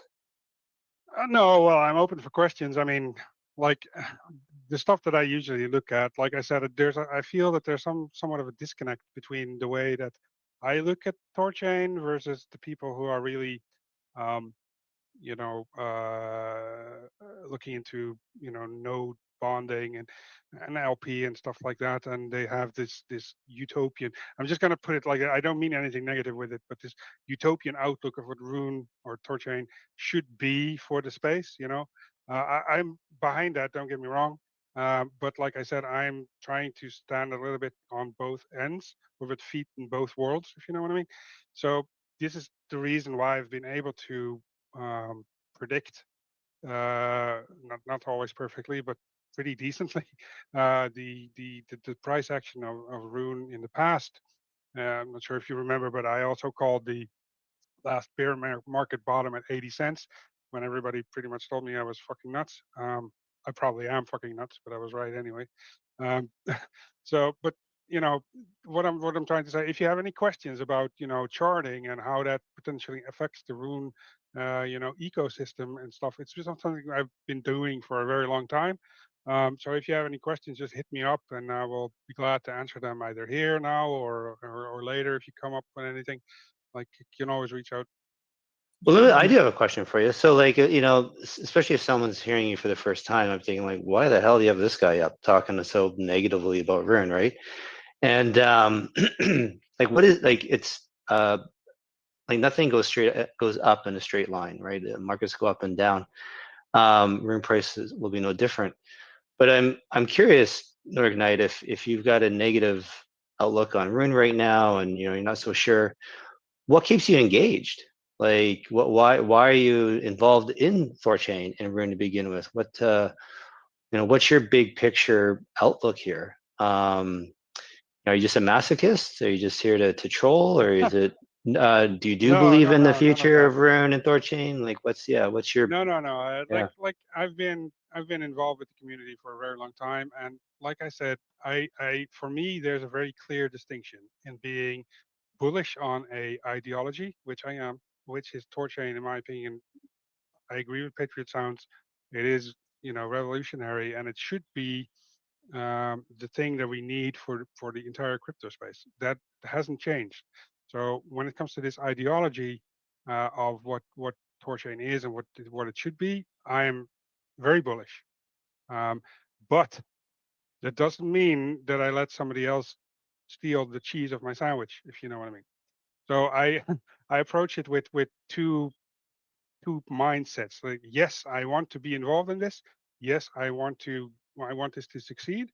But the moment I see, okay, this is not going the way that we want it, I'm taking my chips off the table and I'm looking to enter lower, because I will always be a part of the community, and I will never like be completely out.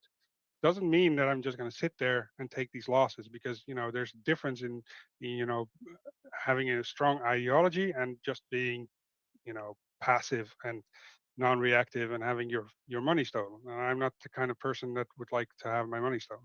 That's pretty much it. I'm bearish on the price, but not on what it stands for. And there's a large difference.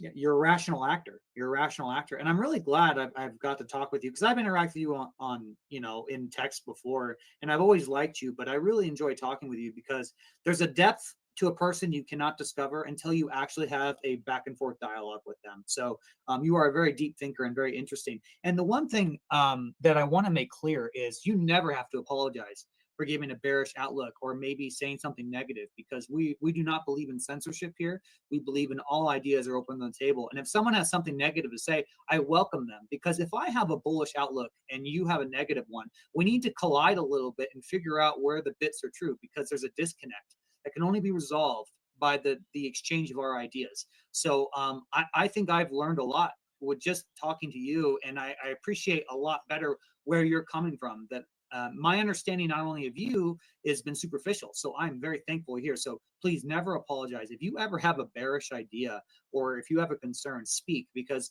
I think this community is one of the best when it comes to just ruthless meritocracy and embracing ideas and just open exchange of dialogue. Yeah, thanks. I appreciate that. I haven't been paying attention. Has anybody been raising their hand? Anybody else want to speak? I had Shapeshift try. I don't know. He might have technical issues. I've been trying to bring you up, man. I'm not sure what's going on there. But you can keep requesting. I can try and get you up here. If any other speakers want to chime in, please do. Or if anyone else wants to come and speak up, again, negative, positive, question, open forum, guys. We're here to just chat about anything. We're not scared of any topic. Yeah, it's. I think it's good. It's healthy to talk about the bear case and whatever. Like, we don't.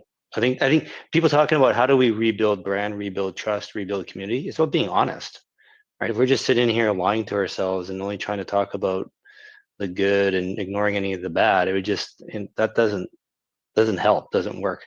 So you know, Nordic is going to call it how he sees it. And conversely, so let's say he's right. Let's say, you know, room price is weaker for longer, but then it does turn around and he flips bullish.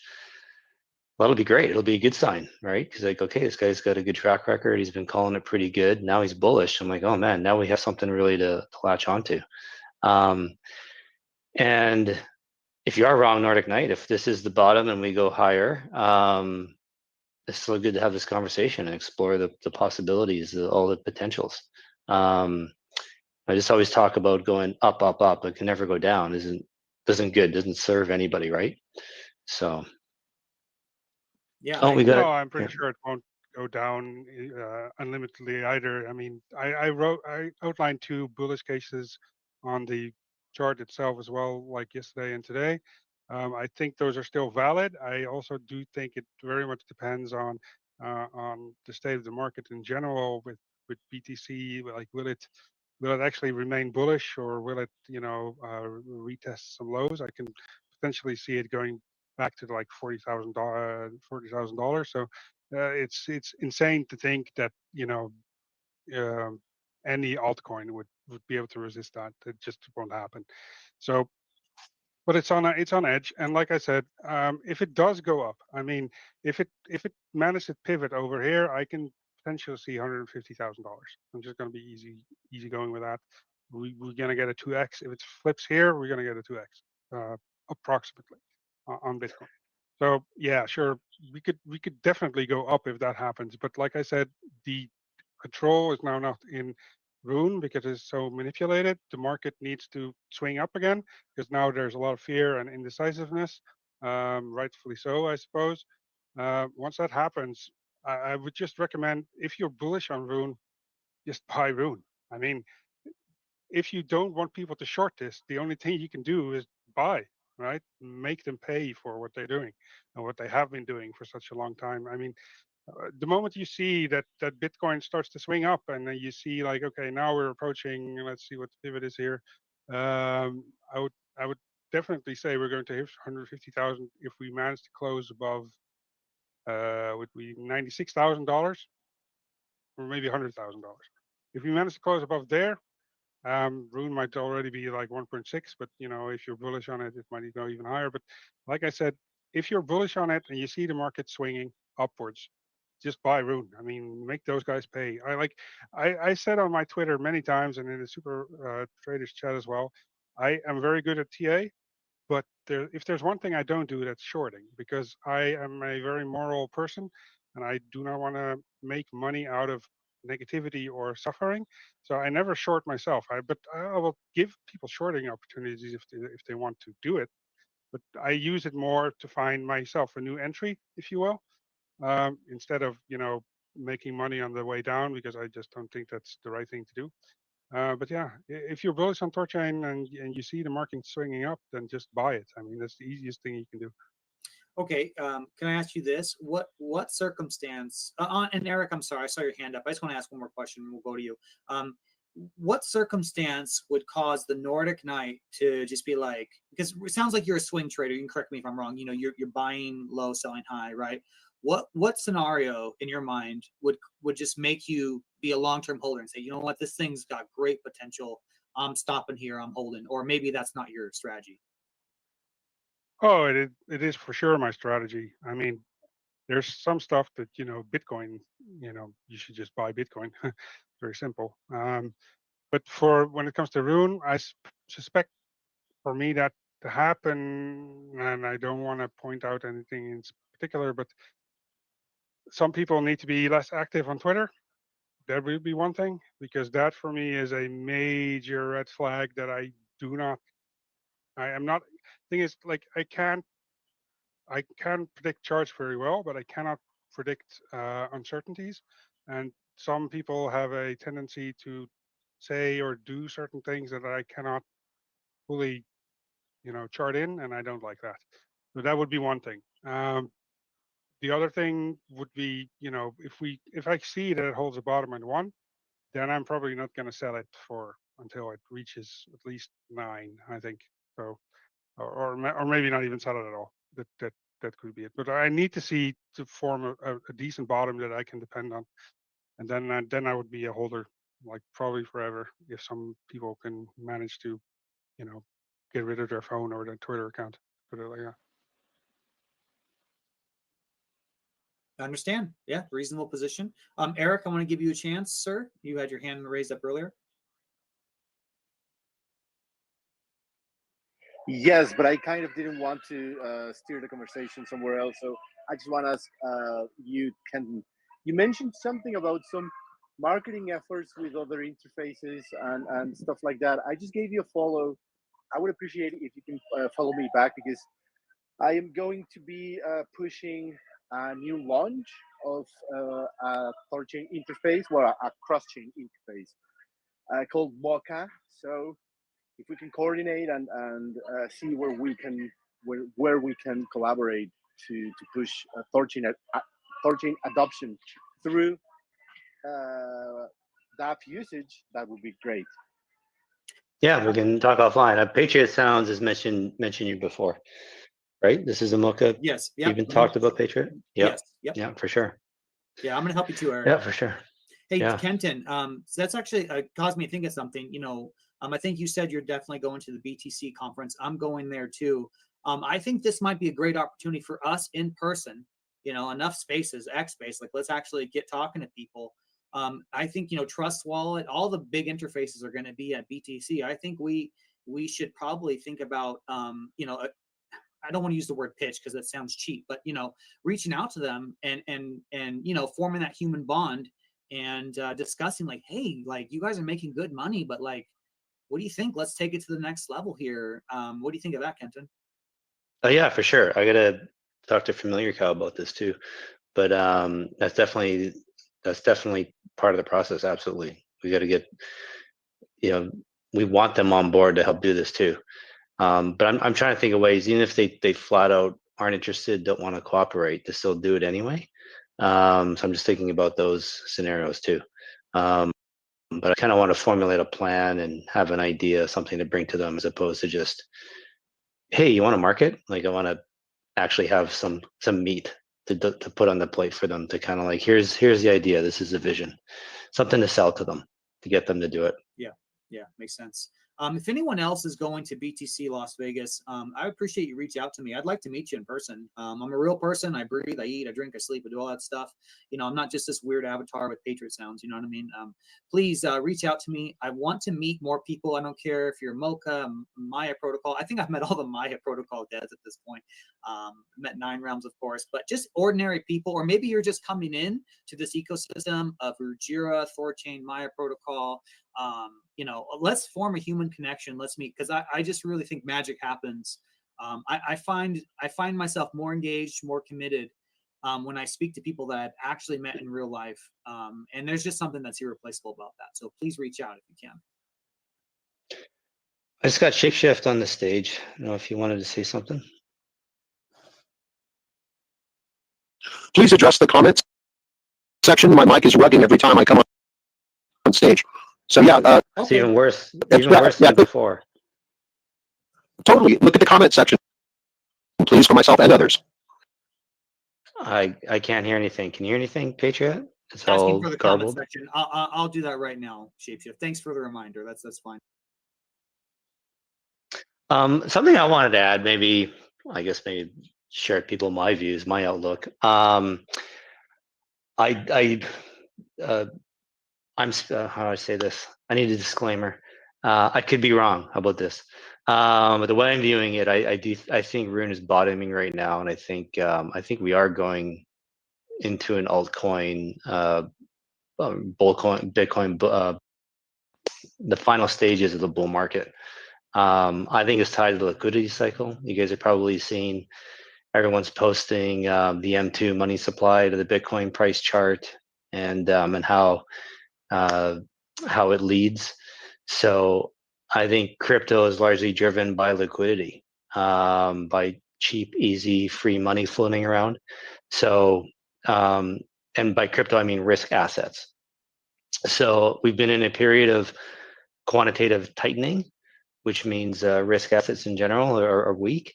And then once we move to quantitative easing, all that extra free money sloshing around spills over into risk assets, i.e. crypto. So I don't and I agree with Nordic, like maybe we've been in a bull market this last year in Bitcoin, but like it's only been really in some select few altcoins. Like as an overall sector, there hasn't really been any kind of bull market. And even in Bitcoin in general, like I don't see any real euphoria to really mark a top. Usually if you get with a full-blown bull market, you get some pretty obvious signs. I don't really see that personally. So I still think we have some room in front of us. And why are we why is quantitative easing going to start? It's because governments, not just US government, Japanese governments around the world, they have a lot of debt they got to roll over. And they can't, or they don't want to refinance that debt at such high interest rates.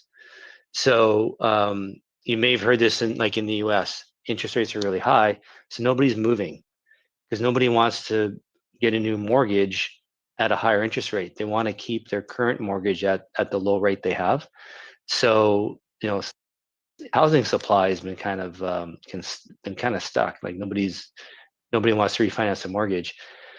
It's the exact same thing multiplied 1,000 times over with governments. They don't want to refinance their debt at these higher interest rates because the interest expense will be that much higher.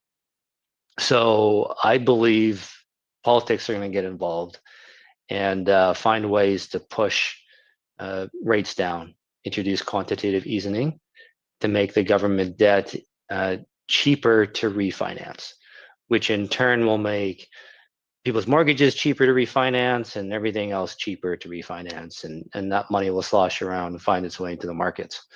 So that's for me. I look at things more from a macro view. That's how I'm looking at it going forward. Yeah, I think that's reasonable. To address Shapeshift's concern about the comments, I'll just swing through them real quick. Max Powers made a few comments. The sentiment is very bipolar on THORChain. Yeah, I think that's true, and not necessarily bipolar in terms of swinging emotions, but there's definitely two camps here, and that we have to work on that and we have to fix that. So I agree with Max. And then some people suggested that maybe we can consider rebranding THORChain to maybe reset it. I don't know if that would work. I'm not necessarily, and that's a bad idea, but ultimately, I think as people alluded here, THORChain is going to disappear in the background.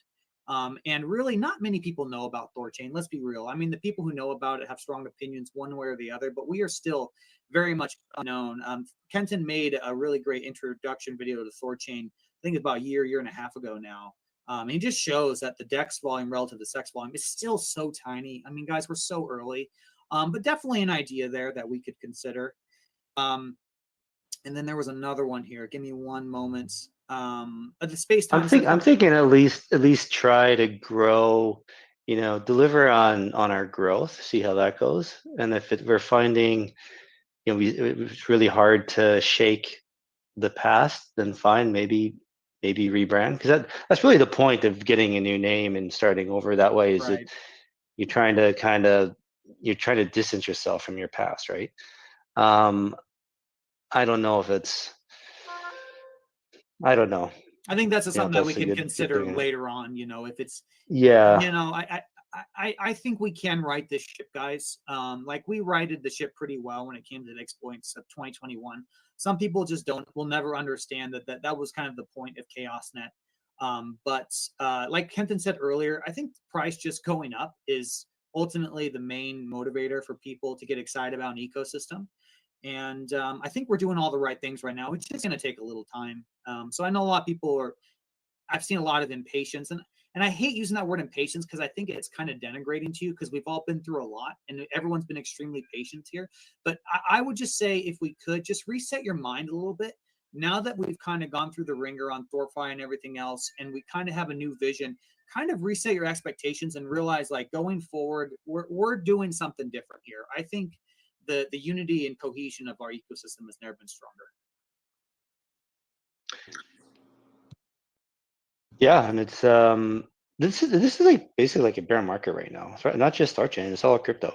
Right? Sentiment is negative across the board. And it's just amplified for us because of the problems we've had the last couple months. But give it another 3 months, right? You know, look at how much has changed in the last 3 months. A lot can change in the next 3 months. So you know, we all tend to get myopic and recency bias. You know, we get kind of tunnel vision and we think the future is going to be like the immediate past. But things can change very quickly. I mean, just look what we did, Kenton. 2 weeks ago, we started the Bond Your Rune campaign. We, you know, and everyone took on. Everyone's been doing such a great job. People have actually been even more aggressive than myself at promoting it. And you know you are. Scale has been great. I've seen many good people. We have TCY Bull, new account. Change can happen very quick if we put forth the effort, guys. So 2 weeks ago, I thought we were kind of rudderless a little bit. Now we just seem to have this. I mean, we're 103 nodes, right? We're going to be 103 nodes, and we, as Kenton said earlier, we have what up to 110. Let's go for 120, guys. Like, this is a sentiment shift. You're watching it in real time. And you've heard what the Nordic Knight has had to say about what the TA says now. Let's reset. Let's change the narrative. And like, and I've been noticing too with bond providers. I'm getting some first time bond providers, never done it before. People pulling their Rune off of Binance that has been sitting there for a couple of years, and people topping up. People buying more Rune to add to their bond. So those are, you know, in my mind, those are all bullish, especially like how bad, you know, how negative sentiments are, and those things are happening. And every little bit counts, right? Like if you've got 10,000 Rune on Binance, get it off, get it in a node. You know, every little bit counts. Yeah, so it is working. And to throw out a Absolutely. little Go ahead. copium, if you are bullish long term on Rune and THORChain, then the low Rune price is great for bonding, because so if you bond your Rune, you're gonna earn more Rune per dollar swapped because the Rune price is lower, so the APY is higher. So when the price does recover, your Rune stack is going to be that much bigger and heavier. So, you know, it's almost like, you know, like the Link Marines are famous for flooding their own bags, but like if you're truly a like a Rune bull, then like you don't mind the low price now if you're bonded, because your stack is getting fatter. We should. I feel so Yeah, dumb. go ahead. Not bonding my Rune. I'm sorry, Kent, I'll let you go. I feel so dumb not bonding my Rune earlier. My free Rune. You guys know LP, but I should have bonded my Rune. This is me owning myself. I am mentally retarded for not bonding my Rune. I have no idea why I didn't do it. Go ahead, Kenton. Well, I mean, to help defend you, I think the risks with the synth leverage, it was, I mean, in theory, P should have understood it, but I don't think anybody understood it well enough to appreciate them. But anyway, it's hindsight, right? 2020. I wanted to bring up TCY. TCY Bull. We'll be remiss if we don't talk about its price. But I still think TCY can do really well. Like my default is positive and like let's hope for the best. I still feel like the TCY holders have a really good chance of being made whole. And so I put together a little model. If we have a starting point of 30 million a year revenue on THORChain, and it grows, and you model in the revenue growing 18% a year, so that after 10 years we're at 133 million in revenue. After 20 years, 700 million in revenue. That gives you NPV, net present value, of 5% of $1 TCY.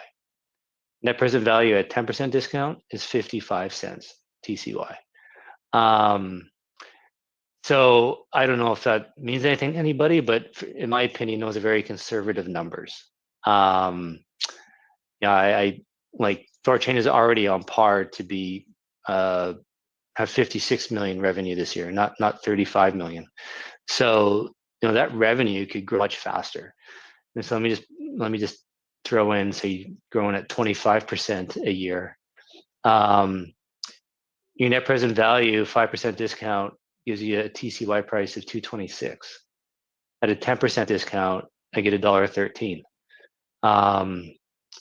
And again, if we're growing, if THORChain's revenue is growing at 25% a year, after 10 years, that puts us at 225 million, and after 20 years, 2 billion, which I don't think is that crazy. Like, I actually, the whole reason I'm invested in RUNE is I think we're going to get $1 billion revenue well within the next 10 years. So yeah, I when you use pretty conservative growth rates on THORChain's revenue, and you discount the TCY revenues to what TCY should trade at, you can get to $1 or more pretty quick. So I'm pretty hopeful for TCY holders, because I'm hopeful on THORChain's growth, on us consistently growing revenue over time.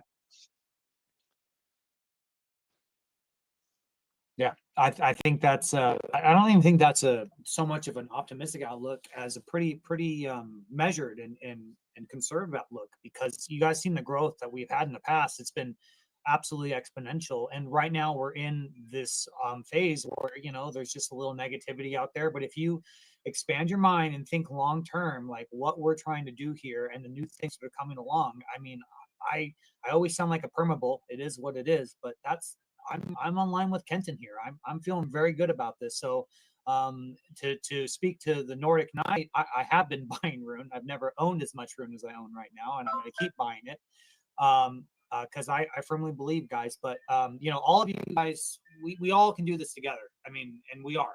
So let's just keep doing what we're doing, because I think it's a winning strategy. Are we running out of things to talk about? Anybody else want to jump up? Are we? Man, yeah. We went with 3.5 Holy hours. smokes! Yeah, I think we should. It goes by quick. It actually does. I think this was like. I think it's funny because I've talked to people about this privately. We're like, we're all neck deep in THORChain, and we have no one else to talk to about it, right? Our friends and family, they don't care, right? And so we just have each other. That's probably why we can all go so long on this, because we have no one else really to talk about THORChain with. So, which for me gives me some hope that there's that many passionate, interested people, working on this. So it's always a pleasure doing this with you, Patriot. Likewise, sir, and all the other speakers. Boone's a frequent guest. 13 Heavens, Eric. I love it, guys. And Nordic Knight, I'm so glad you came up here. And I think maybe having doing this regularly, where we can see, like, you come back, give us your new analysis based on market dynamics or sentiment shift or whatever. I think that'd be really useful. I want to give Slambammer, because it's we've been going for hours, guys, and he's talked in the very beginning and a little bit throughout.